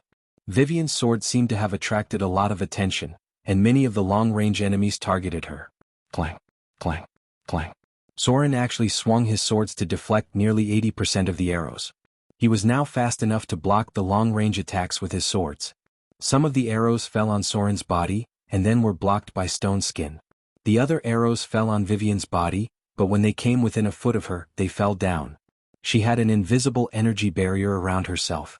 As if angry because of the enemy's attack, Vivian raised her white fingers, and without chanting, a series of spells flew out. Fireball. Flame arrow. Acid arrow. Arcane missile. Grease. Dazzling spells crazily poured out, and one of the warships directly turned into a sea of fire. The little girl actually threw out more than 10 spells in one breath, and a large number of enemies were instantly killed. If it was not for the special substance that Grease summoned that could not be burned, Perhaps the combination of grease and fireball would have been enough to burn the warship. P.S. It is said that grease can be used together with gigantification to lubricate. It can only be burned by a grade 2 variant spell. The power of a spellcaster was vividly reflected at this moment. Soren was still slashing the enemies one by one, and Vivian had already sunk a pirate ship with a sky full of spells in one breath. The little girl took back her white fingers, curled her lips, and picked up the Sword of Annihilation again. She muttered, "Low-level spell slots are used up so quickly. I was just having fun." A light of dispelling spells appeared, and it seemed that there were spellcasters among the enemies. The little girl could not help but frown. After a little glance, she directly threw an area of effect spell. Cloud of Death. A strange smoke appeared, and all the creatures in the area felt suffocated, and then some died in an instant because they could not withstand the poison of this spell. Some of the enemies with strong constitution reacted, rushed out of the area of Cloud of Death, and then all jumped into the sea. The guy who started the spell did not have time to continue casting and died directly inside. It seemed that his constitution was not high. Within the area of effect of the Death Cloud spell, he actually couldn't even cast focus, and was directly trapped within. For any profession, constitution was a very important attribute. Rumble. There was a muffled sound, and then a huge dragon-headed warship appeared. The outside was wrapped in heavy iron sheets, which did not seem to be a simple alchemy craft. On this huge and strange dragon-headed warship stood a 4 or 5 meter tall giant. It held a heavy anchor in one hand and looked at Soren in front of it with eyes full of madness and killing intent. The Swamp King. A hybrid monster of lizard man and swamp giant. Chapter 233. Soren was paying attention to Vivian's situation while fighting. Although he knew that Vivian might be stronger than him, he still felt uneasy. From time to time he would pay attention to the little girl. At first, her fighting style made Soren frown because the little girl threw out spells like a swarm of bees, relying on her strong spellcasting ability and spell power to crush the enemy. But then her fighting style changed again. After using the Death Cloud skill, her fighting skills began to become remarkable. Soren thought that the little girl had quickly mastered the fighting skills, but he did not know that the control of the body had been exchanged several times in just a short time. For a certain lawless little troublemaker, of course, spells only needed to be bayou. The battle was still going on. With a slight collision, a huge dragon-headed warship appeared near the Spectre ship. Many lizard men hybrids, who were obviously much stronger, appeared and fought with the undrowned on the dead man's voice. There seemed to be some weird-looking lizard men priests among them. They quickly chanted a strange demonic language, then raised their hands to cast a spell. Dispel the undead. This was the basic ability of a priest. Any god would give a priest this ability. Dispel the undead had different effects according to the priest's strength. It may directly kill the undead, or it may frighten the undead, or it may cause them to suffer a lot of damage. The undead were all special types of binding spirits. The priest's profession level was not high enough, so he could only cause a little damage to them. However, there were still some weak wraiths that were killed and dispelled. Dispel the undead could be used continuously. Soren naturally would not give the priest a chance to cast it again. He immediately activated his ability. Greater Invisibility. Transform into Slaughter. Soren's figure gradually disappeared, and then appeared behind an enemy in an instant. At the same time, his curved sword pierced into the heart of a mixed-blood lizard man. It was obvious that the enemies were experienced in battle. They began to shrink their formation to protect the spellcasters. They gathered in a certain area, preventing Soren from approaching. There seemed to be a mix of pirates and fishmen among them. They could even vaguely see Soren moving at high speed. But even so, they couldn't stop Soren from approaching. Berserk Charm. A strange light flashed in Soren's eyes. This was the first time the legendary cloak, Mo's Sorrow, was activated in battle. The mixed-blood warrior in front of him was obviously confused for a moment before he swung his sword at the priest who was casting spells rapidly. Not only did this slash interrupt the priest's spell, but it also cut off half of his palm. The hybrid warrior, who was under the control of the charm spell, attacked indiscriminately, injuring many of his companions in one breath, causing chaos in the surroundings. Evade Sight. Shadow Jump. Soren was still quite wary of spellcasters. His figure disappeared in place, and then directly appeared from the distorted shadows. In an instant he killed the priest who was close to grade 3. Because the enemy couldn't see Soren's position clearly, their vision was confused by greater invisibility. So unless it was an area of effect spell, it would be difficult for them to target Soren. A cold light flashed. Because of the berserk charm effect, the mixed blood warriors who attacked their companions repeatedly made miraculous contributions. Soren killed 7 or 8 enemies without much effort. At this time, the hybrid warrior who was under the effect of the charm spell was also seriously injured. Soren directly swung his sword and cut off his head. It was at this time that the figure of the Swamp King appeared. Although Soren had never seen it before, he recognized it at first sight. Finger of Death. Vivian was faster than Soren. The little girl raised her hand and shot out a dark red light. The Swamp King was hit, but its figure only shook a little. Then, it patted its chest as if nothing happened and opened its mouth to let out an angry roar. Soren shook his head secretly. Vivian's combat experience was still very little. Against such a legendary warrior, their resistance was simply too high. Without absolute suppression of spell power, death spells would not have much effect on them. Sure enough, the Swamp King didn't care much at all. Its natural spell resistance was extremely high, and at the same time, it had the bonus of blasphemy after the demon's fall. Any death spells would have little effect on it. Blasphemy aura. Blasphemy words. An evil energy field spread out. The Swamp King opened its mouth and let out a blasphemy language. This language seemed to have a special magic power. When Soren heard it, there was a trace of confusion in his eyes. At the same time, a large number of data jumped out, affected by blasphemy aura. The target is an evil creature that has held a blasphemy ceremony. Within the range of blasphemy aura, all your resistance is reduced by 2. Affected by blasphemy words. Force test of will triggered. Test of will passed. You successfully resisted the shock status. Even though Soren quickly came back to his senses, he was still half a second late. At this time, the Swamp King had already swung a huge anchor over. Soren didn't even have a chance to dodge. He could only grit his teeth and block the attack with his 2 swords. Bang! Soren's figure flew out. Even if he had become a slaughterer and gained the buff of draconic strength, his strength had reached an amazing 25 points. But in the end he was still hit by the Swamp King. Soren's figure broke the wooden fence. When he landed, he opened his mouth and spat out a mouthful of blood. Then he suddenly bounced up. Rumble. The huge anchor was thrown out by the Swamp King.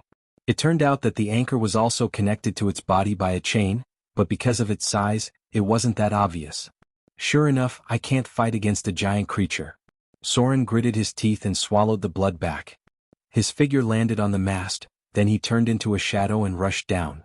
The Swamp King swung the chain and retrieved the anchor. Then it roared and smashed towards Soren. Soren's figure twisted strangely in midair. He actually stepped on the Swamp King's arm with the tip of his foot, and then his figure rose into the air for the second time. The Swamp King's body was too big. The giant's body gave it enough strength, but it also made it a little slow. Poochie. Blood splattered. Soren's 2 swords crisscrossed across the Swamp King's neck. It felt like he was slashing on the tough skin of a dragon. The swords couldn't even break through the Swamp King's muscle layer. Brother? Vivian's sharp voice sounded. After she saw Soren was injured and spat out blood, her eyes immediately turned red. Then a pair of small demonic wings appeared on her back, and at the same time, a tattoo appeared on the side of her face. She suddenly opened her mouth and let out a sharp howl. All the creatures nearby who were hit by this howl all had blood coming out of their eyes, ears, mouth and nose. Many of them were even killed on the spot. The terrible sound wave swept across. Vivian suddenly raised her hand and pointed behind Soren. A strange shadow appeared behind Soren and then stabbed towards his back. Mace. A strange spatial fluctuation appeared. The shadow that suddenly appeared behind Soren didn't even have time to scream before it was swallowed by the distorted space and sent into a different dimension of the maze. Blink. Time stop.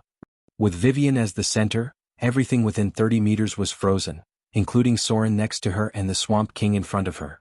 There was a trace of blood in the little girl's eyes, and her expression seemed to be very angry. She roared with a sharp child's voice, "Bastard! How dare you hurt my brother? I'm going to kill you, monster!" The little girl's expression was very angry, as if she had gone berserk. Her pair of beautiful eyebrows seemed to have turned into a willow eyebrows look. Vivian raised the sword of annihilation that was as tall as her and directly slashed towards the Swamp King. As if she still felt that it was not enough, the little girl slashed 7 or 8 times in a row before she stopped a little breathless. She was small and young, so she didn't have much strength at all. Being able to slash so many times was completely in an explosive state. After that, she felt a little tired. Time recovery. Soren seemed to feel that something had just happened, but when he was ready to continue to look for opportunities to attack the Swamp King's vital points, he unexpectedly found that Vivian was standing in front of the Swamp King. Not good. She's in danger. Soren almost didn't think much about it. He completely subconsciously rushed over, then reached out and hugged Vivian's small body, and then he quickly stepped back. Rumble. A dull sound of the Swamp King falling to the ground sounded. Everything that happened in front of Soren's eyes was simply beyond his expectations. The Swamp King, which was quite troublesome in his eyes, was actually divided into many pieces at this moment. Its body was full of sword wounds, but there wasn't a trace of blood seeping out from the wounds because the blood seemed to have been dissolved by some kind of powerful force. The Swamp King's huge body fell to the ground, and in the process of falling to the ground, it was also divided into many pieces of minced meat. This was simply impossible. Soren was frightened by the situation in front of him because to him, it was just a second ago, but to Vivian, who was pregnant, a full 30 seconds had passed. Everything in front of Soren's eyes was beyond his knowledge. But he quickly realized that to achieve this effect, it seemed that only the legendary spell, Time Stop, could achieve this effect. Vivian killed the Swamp King.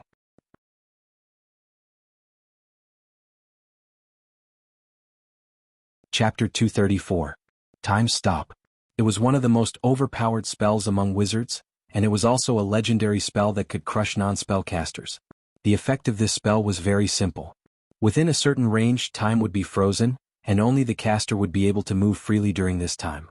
Generally speaking, the duration of Time Stop was between 15 seconds to 60 seconds. During this time, everyone else would be in a state of near immobility, while the spellcaster was completely free to move. However, during this time, no matter if the spellcaster cast a spell or carried out a physical attack, it would not take effect immediately. It would only take effect after the spell ended. Therefore, this was why the Swamp King was cut into pieces after Soren retreated with Vivian in his arms. Because the Time Stop spell was too abnormal, many people had studied ways to deal with it. First of all, the simplest way was the monk.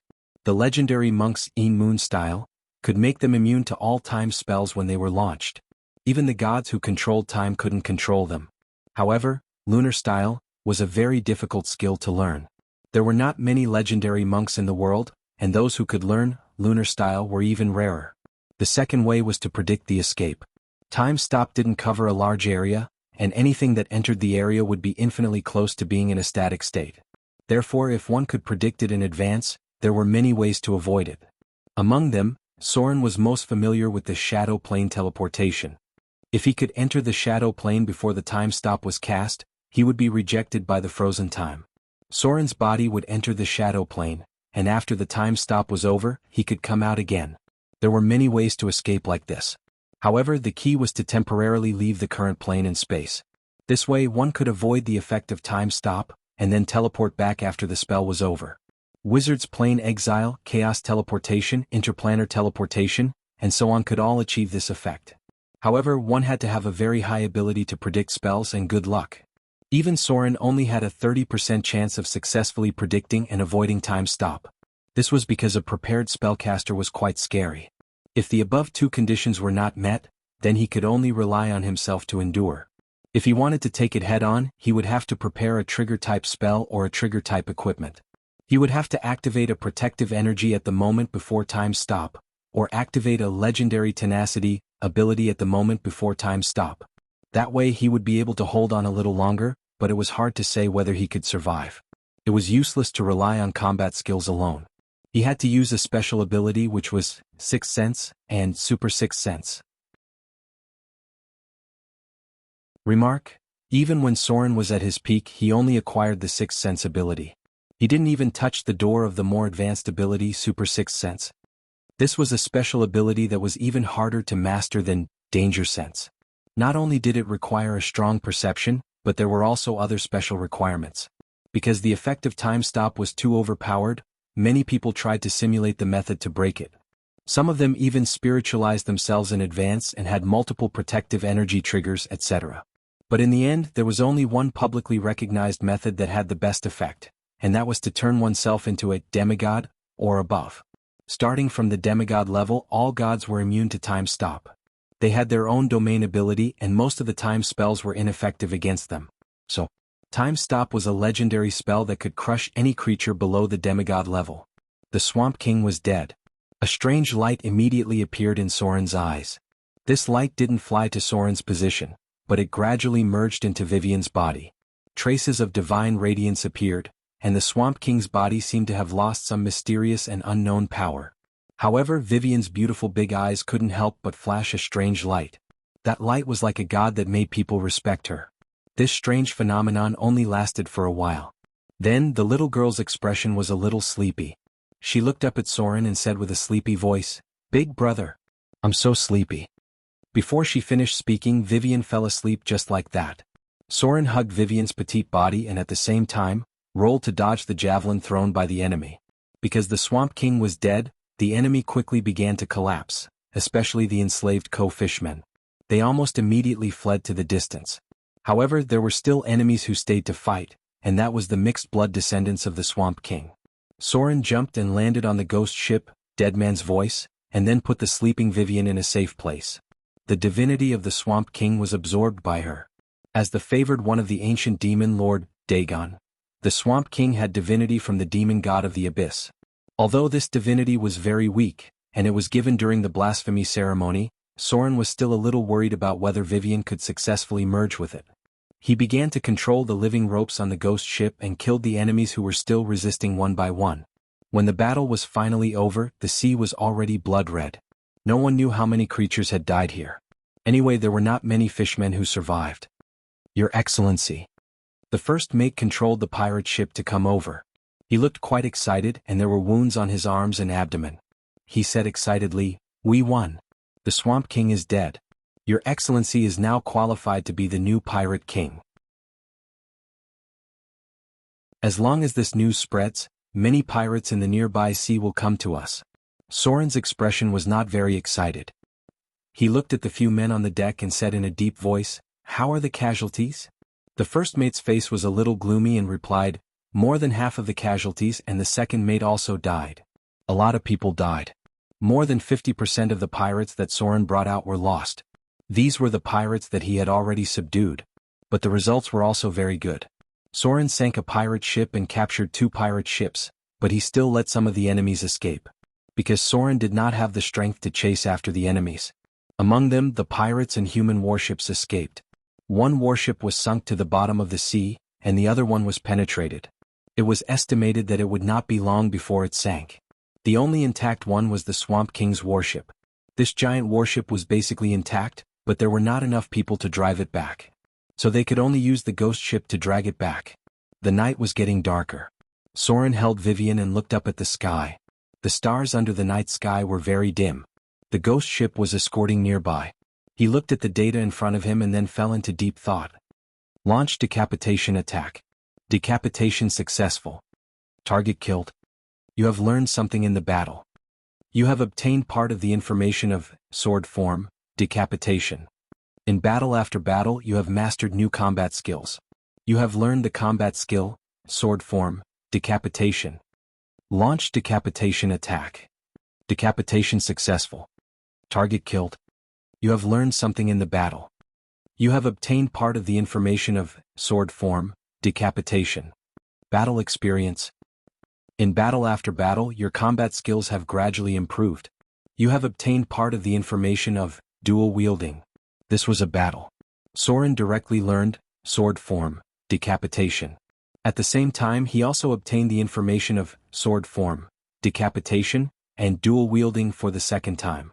In other words, as long as there was another notification, Soren could master 2 powerful skills at the same time.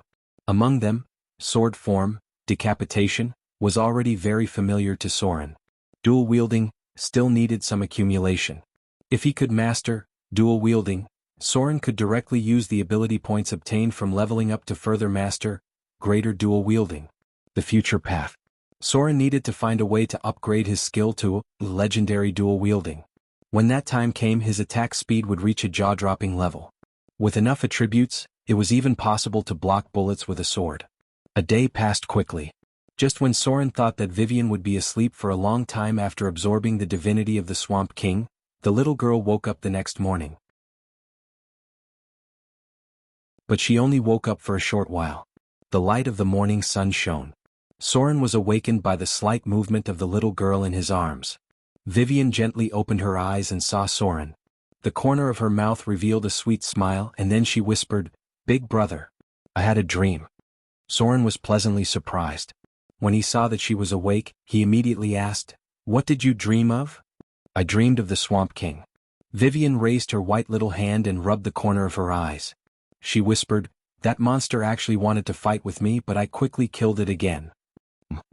But after I killed it, there seemed to be a bigger monster that came out. It was a bit like a huge octopus, but its head was very strange. It looked like a strange fish. I'm so sleepy. Big brother, do I have to kill that strange octopus as well?" Vivian's voice became softer and softer, and then she fell asleep again. However, Soren's expression was quite surprised because he realized that Vivian seemed to be destroying the divinity's consciousness by herself. This was something that had never happened before. In the past, Vivian would gradually wake up after he destroyed the divinity's consciousness. But now, she did wake up after destroying the divinity's consciousness, but she seemed to have just destroyed the Swamp King's consciousness and not the ancient abyssal lord, Dagon. This made Soren a little worried. P.S. There's a lot going on today. There's one more thing. Chapter 235. Port Tylon. Today's Port Tylon looked very different. The whole port was a bit eerily silent. The people of all walks of life on this island had all settled down today. Even the guards in charge of maintaining order were a little absent-minded, because everything they saw today was so shocking that the whole Port Tylon was silent at this moment. Everyone seemed to be waiting for something, or rather, waiting for the arrival of His Excellency. A dragon-headed warship. The warship of the Swamp King, a pirate ship that was said to be cursed by blasphemy, which had been circulating throughout the south coast for hundreds of years. Among the 3 pirate kings on the south coast, the Amazon Pirate King was the strongest overall because she had the Storm Temple and the Amazons behind her. Although Ashrod, the Pirate King supported by the Naga Sirens, was also very strong, he was still a little weaker after all. Among the 3 Pirate Kings, the Swamp King was the weakest in terms of overall strength, but he was the Pirate King with the strongest individual combat power. This monster had been raging on the south coast for hundreds of years. It was not that no one had ever challenged it, but there were very few who could defeat it, let alone kill it and seize its dragon-headed warship. A group of fierce-looking pirates stood in front of the dock. The guards of Port Tylon did not dare to come close to stop them because the morale of these pirates was quite high. It was as if they would pull out their knives and stab anyone who dared to stop them. The Swamp King was dead. They were now the subordinates of one of the 3 pirate kings, the Throat Cutter. An emerging force had risen, not only in Port Tylon, but also in the whole south coast. Soren's figure stood above the dragon-headed warship. He looked at Port Tylon in front of him as if he was waiting for something. In just 2 days, Soren's men had increased by 5 times. After the news of him killing the Swamp King spread, all the pirates on the south coast bowed their heads. Now more than a dozen scattered pirates had joined his command. Even those who were unwilling to join him had sent gifts to express their awe. In just 2 days, Soren had received nearly 10,000 kindlers' gifts, including many precious goods. Replace. Since he had killed the Swamp King, Soren naturally would not waste such a good opportunity.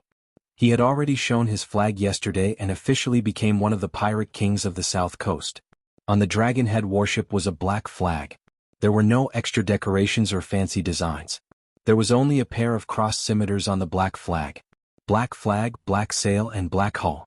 The ominous black seemed to be brewing a murderous intent.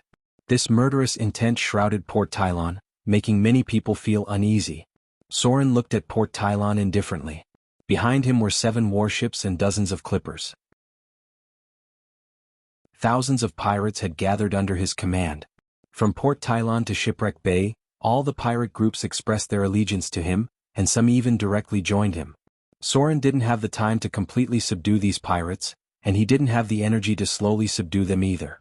Therefore he used a simple and crude method to solve it. That was a show of force. Today he was no longer the Soren of the past. Today he had the strength to wrestle with the Naga Siren priest. A huge head hung on the Dragonhead warship, and a 4 or 5 meter tall body hung on the mast. The broken body was stitched up and hung directly on the mast. It was the Swamp King who died under the hands of Vivian. Soren had already received the news yesterday. The reinforcements he was supposed to appear had run to the Devil's Island hundreds of miles away, took down the Devil's Island in one fell swoop, and robbed him of the spoils and wealth he deserved. Then, the reinforcements that the Naga Siren priest had promised him returned to their nest.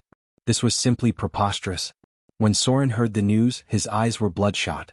He fought with the Swamp King in front of him, and more than half of his men died. Pirate King Ashrod, who was supposed to be one of the important reinforcements, went around to the back and attacked the Swamp King's nest. He also looted the wealth on the Devil's Island and took away the spoils that originally belonged to Soren. After that, he didn't even have the intention to say anything. This was a slap in the face. And it was a merciless slap to Soren's face. He could even imagine the other party's mocking look. You fought in front of him and didn't get anything, but he went around from the back and made a fortune. Soren needed an explanation. This explanation couldn't be asked from Ashrod, one of the 3 pirate kings, because Soren didn't have the strength to fight him head-on. However, Soren couldn't say anything because it would make people think that he was easy to bully. So, Soren had to ask the Naga Siren priest, who promised him an answer. Soren still didn't make a move. He didn't set foot on the port of Port Tylon either. He just waited on the Dragonhead warship. This was a demonstration. It was also a demonstration of strength and power. If the Naga Siren priest couldn't give him the result he wanted, Soren was ready to completely fall out with her. The Naga Siren priest was the Naga Siren priest, and the sea goddess was the sea goddess. Soren killed an important subordinate of the Abyss Lord, Dagon. For the sea goddess, he was a person who was favored by the sea goddess. The gods would not hate their favored person because of the attitude of a priest. In fact, from the moment the Swamp King was killed, the Naga Siren priest could no longer rely on her own influence to change Soren's position in the eyes of the sea goddess. Because she was only a servant of the sea goddess. Even if her relationship with Soren was so bad that she wanted to kill him, the Naga Siren priest could only mobilize the power of the temple. It was impossible to use the power of the sea goddess to oppose Soren to the other side of the sea temple. In other words, Soren's plan was successful. He proved his value and expanded his influence. Whether the Naga Siren priest liked him or hated him now, she could no longer use the sea temple to suppress Soren. Because Soren was already standing in front of the sea goddess. The sacrificial ceremony he carried out to kill the Swamp King was responded to by the sea goddess. The sea goddess obviously felt a trace of joy after seeing the important servant of the enemy god killed. Soren pleased the sea goddess. His status changed in an instant. Originally he was only a favored person because of the Naga Siren priest, but now he had become a true favored person of the gods. As long as he could continue to please the sea goddess. Time ticked by. Soren frowned slightly. He was calculating the time. If the Naga Siren priest did not say anything, he would leave Port Tylon now. In the future, the 2 sides would go their separate ways. The sea temple was not the only temple.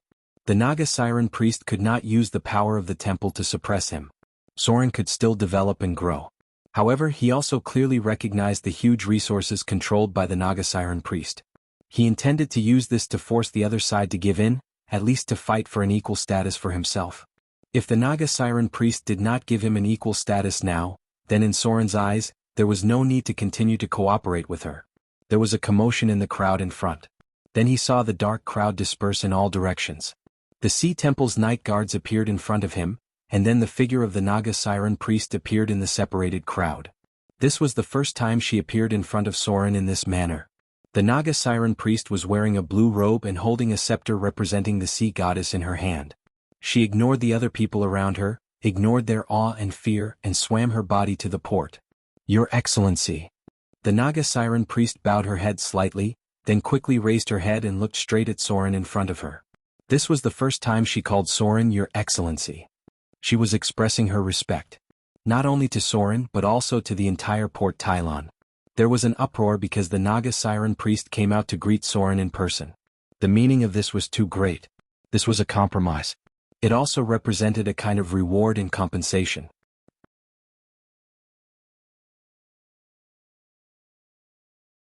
Chapter 236. Let's go back 10 minutes. In front of the sea temple, the Naga Siren priest stood in front of the statue with a gloomy face. She was holding the scepter that represented the sea temple's presiding priest. She was wearing a blue robe embroidered with strange patterns and a mysterious whirlpool-like emblem. In front of her was a familiar Naga siren guard. It seemed that Soren had seen him once or twice. The Naga siren priest looked at the front with a sharp gaze. Her expression seemed to have a trace of anger and killing intent. She said, "Is there still no news about Ashrad?" The Naga siren guard bowed slightly and said, "Yes." Clang. The Naga siren priest was so angry that she grabbed a silverware and smashed it on the ground. Then she roared angrily, "How dare he do this? How dare he ignore me? How dare he ignore the power of the sea goddess?" The Naga siren guard was silent. After a while he said, "The number of times the sea goddess responds to prayers is getting less and less. There are many priests in the temple who can't get a response. Some trainee priests have begun to lose the ability to use magic. There are rumors among the Naga siren that the power of the sea goddess is weakening, which makes some of them have other ideas. Ashrad probably won't respond to your request. He got the wealth of the Devil Island. The Swamp King has accumulated a huge amount of wealth. Ashrad is said to be recruiting. He has even extended his tentacles to the eastern coastal areas, preparing to rope in the very dangerous eastern pirates who believe in pagan gods." The Naga siren priest was silent. After staying in place for a moment, she turned and walked out of the sea temple. The Naga siren guard seemed a little surprised. He raised his hand to stop her, but he still took it back. He lowered his head and said, "Are you really going to meet the throat cutter in person? After all, he is a human, an outsider." The Naga siren priest stopped and turned to look at him. She said with a blank expression, "What else can we do now? If I don't go out to meet him in person, I will lose my last ally." The Sharkmen suffered heavy losses in the process of fighting against the Swamp King.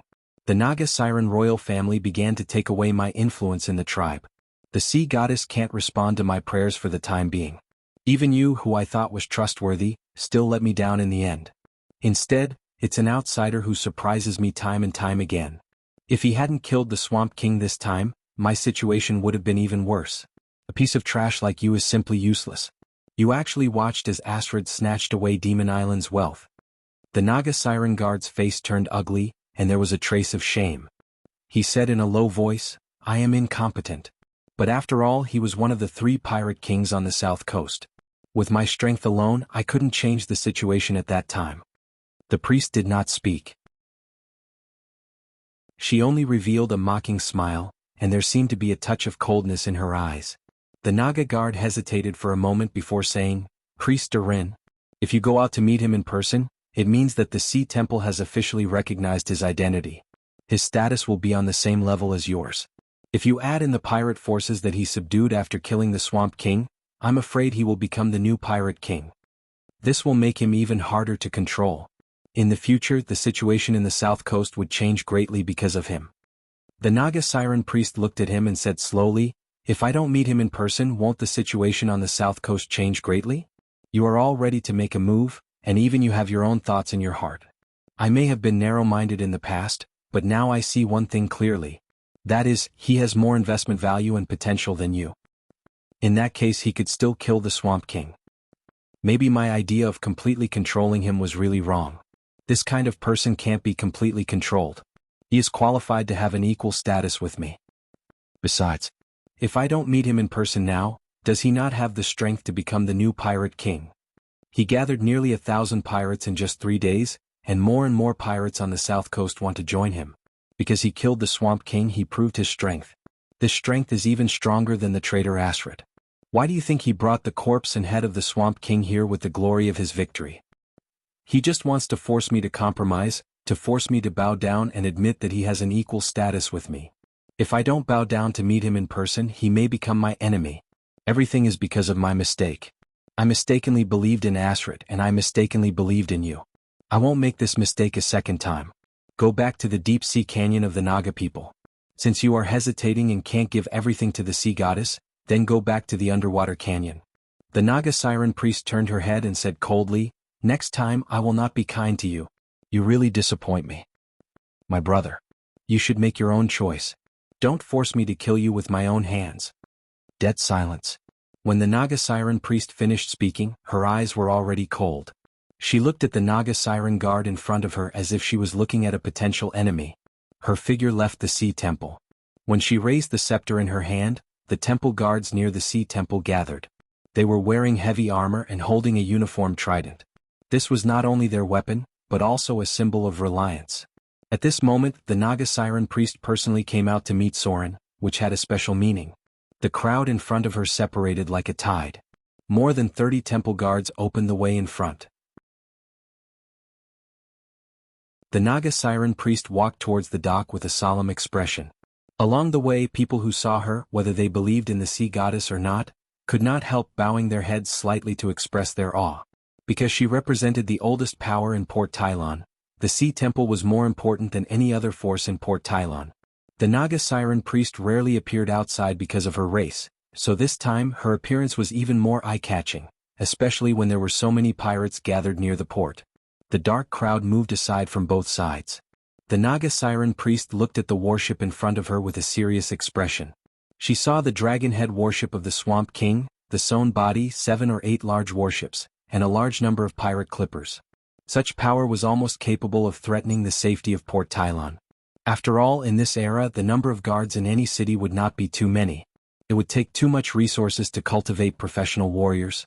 Those who usually farmed, trained in their spare time, and had certain combat skills could only be regarded as militia in this world. All the principalities in the South Coast area. The regular army added up to less than 200,000 people, but if the militia was pulled out as warriors, the number could skyrocket to more than 2 million people. Even the regular garrison of Port Tylon was only 800 people. The entire South Coast area, as well as the West Coast area, had only 3,000 to 5,000 regular troops in many cities. The man in front of her had accumulated such a foundation unknowingly. He had already represented the rise of an emerging force. Your Excellency. The Naga Siren priest bowed her head slightly. She could hear the uproar behind her, and she knew that this honorific title would make the man in front of her have a very high reputation and completely prove and stabilize his current status. If she could, the Naga Siren priest would never bow to Soren. But if she did not bow now, it meant that she would lose a powerful ally. She had to make compromises and concessions. Even if she just came out to greet him, she might not be able to satisfy the man in front of her. Because the Naga Siren priest saw a light in his eyes. That was ambition. He definitely had a great ambition in his heart. This discovery made the Naga Siren priest feel a little bitter in her heart because she felt that she seemed to have missed an important opportunity. If she did not push him so hard at the beginning, showed her sincerity to a greater extent, and put more resources into the man in front of her, maybe this would not be the situation now. But it was a little late now. If she had given all this in the past, then this would be her gift, a condescending reward. But it was different now. Now the man in front of her was forcing her to give him everything he thought he deserved. That was to say, even if she paid a big price, the reward she got was only to restore mutual trust and friendship. Soren stood on the dragon head warship. He looked at the Naga Siren priest who bowed her head to him in front of him, and also looked at the crowd behind him. At this time his face looked a little better. At least the Naga Siren priest in front of him was not stupid. She knew that at this time she should pay a certain price to restore mutual trust and cooperation. But this alone was not enough. How could Soren let go of the previous matter just because the other party came out to greet him in person? After all, the pirate king Ashrod had robbed him of his loot and looted the wealth of the Devil Island controlled by the Swamp King. Just this small price could only prove that the other party still had the intention to continue to cooperate with him. If she really wanted Soren to let go of the past, she must come up with real benefits. He wasn't the kind of person who would lose his sense of direction just because the other party flattered him a little. Soren's expression was cold. Maybe it was because he had experienced a lot during this period of time. Unknowingly, his acting skills had improved, especially after encountering so many difficult opponents. When the Naga Siren priest saw Soren's cold expression, her heart could not help but thump. Because she realized that this time, she was afraid that she would not be able to restore the trust of both sides. Now the situation was a bit difficult to get off. She had already come out to greet Soren, so whether the two of them negotiated or not, in the end, Soren got the recognition he deserved. His status was close to the other pirate kings. Thinking of this, the Naga Siren priest could not help but gritted her teeth, approached Soren and handed something to him. The Swamp King is dead. Although her heart was very painful, the Naga Siren priest still looked the same on the surface. Priests were people who had a certain performance skill. Otherwise they would not be able to preside over a temple. She looked at Soren, then glanced at the nearby pirates and said in a sacred tone, Your Excellency has killed the enemy of the sea goddess. The sea goddess will be happy to reward your Excellency. Please accept it. This represents our friendship, and it also means that we will work together to destroy other enemies. In an instant, Soren's cold expression changed like the spring wind melting snow because the Naga Siren priest in front of him gave him an irresistible compensation. Even when the other party's words revealed the intention of a new alliance, he nodded without hesitation. Because what the Naga Siren priest gave him was the control prop of the ghost ship, Dead Man's Voice. This was an irresistible temptation for Soren. It was even more irresistible than the Countess's heiress with beauty and wealth. The Dead Man's Voice. A quasi-legendary ghost ship.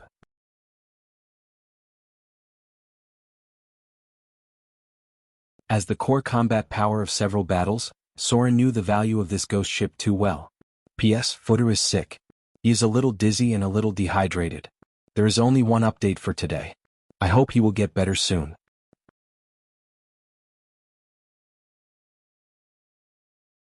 Chapter 237. Angry Scales Island.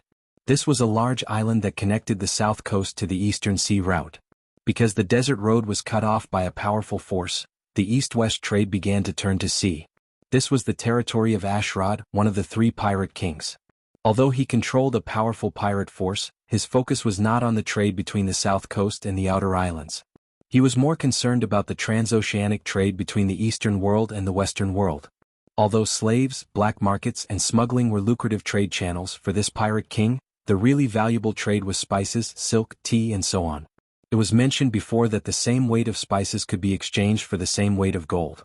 With the desert region as the boundary between east and west, the aristocrats and rich people in the entire southern and western regions had an astonishing demand for these luxury goods. Because of the huge gap in social class wealth, the nobles often controlled thousands or even tens of thousands of times the wealth of the civilians. They accumulated huge wealth from taxes, manors, trade, mines, and so on. In terms of living needs, these nobles put a lot of money on these expensive luxury goods because of their pursuit of luxury. Among them, wizards also had a large demand for spices. They would configure special incense to help themselves meditate and improve their concentration to understand and master more difficult spells. Soren was just a half-baked wizard. A professional which, like Gloria, basically carried spices to assist in calming the mind at all times. Ashrod's wealth was accumulated from this route. At this moment, Ashrod, whose side face was obviously Naga Siren, stood on the warship and looked at a masked man in front of him. He said in a deep voice, "What's the news from Port Tylon?" The masked man bowed his head slightly and said, "The throat cutter rose very quickly. All the pirates near Shipwreck Bay were subdued by him. Because he killed the Swamp King, his reputation seemed to have spread to the west coast. Some time ago, he led a large number of pirates to Port Tylon and finally forced the Naga Siren priest to come out to meet him personally. Now his reputation in Port Tylon is like the sun in the sky. I'm afraid he will soon replace the Swamp King." Ashrod's face was not very good. He looked in a certain direction in the sea and fell into deep thought. The masked man hesitated and whispered, "Your Excellency Ashrod, should we get rid of him while we still can? Otherwise, when his forces grow stronger, I'm afraid he'll become a big problem for us." Ashrod shook his head and said in a deep voice, "It's not time yet. Since he was able to kill the Swamp King head-on, his strength must not be weak.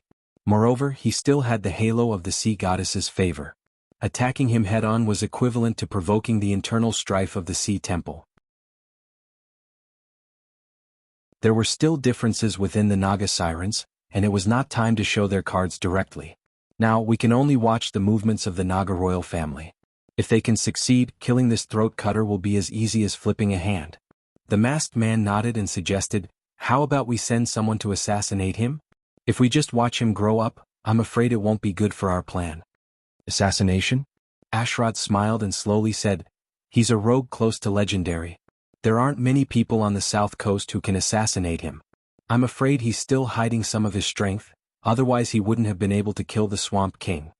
The masked man looked around, then quietly approached and said, "I heard that there's a mysterious organization inside the mainland.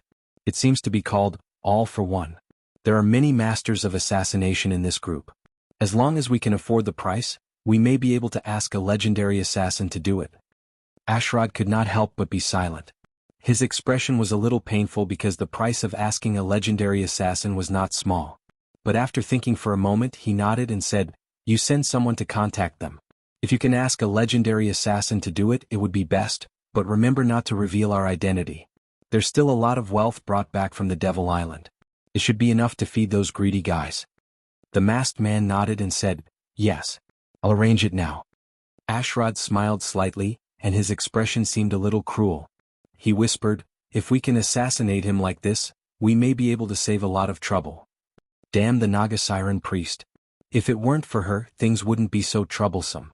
Poor Tylon. Soren walked side by side with the Naga Siren priest, heading in the direction of the sea temple. The crowd around him could not help but look at him with a trace of awe and fear in their eyes. Because these old and cunning guys could see that he was forcing the Naga Siren priest to bow her head and give in. To be able to force the priest of the sea temple to step back, this kind of strength had already shocked them. Soren needed reputation. He needed a higher reputation. Only then could it be easier for him to open up the route to the outer islands. The Fall of the Pirate King, Legendary Battle. In early December 1675 of the New Moon era, because of your rapid rise, you attracted the attention of the Swamp King. It planned to kill you first, and at the same time use your blood as a sacrifice to the ancient abyss demon domain, Dagon. But what everyone did not expect was that in the absence of reinforcements, you led the pirates and the Sharkmen to kill the Swamp King. You've gained great fame in this battle, and even the nearby seas have begun to spread your story. Legend level +5. This was the legend level obtained from killing the Swamp King. But this was just the beginning. After Soren forced the Naga Siren priest to compromise, another legend level prompt appeared. The Compromise of the Sea Priest, Folk Rumor. In early December 1675 of the New Moon era, you gathered the pirate army to Port Tylon with the power of a great victory, forcing the priest of the sea temple to compromise. The body of the Swamp King and the warship shocked the people on this island, and your reputation began to take root in this chaotic area.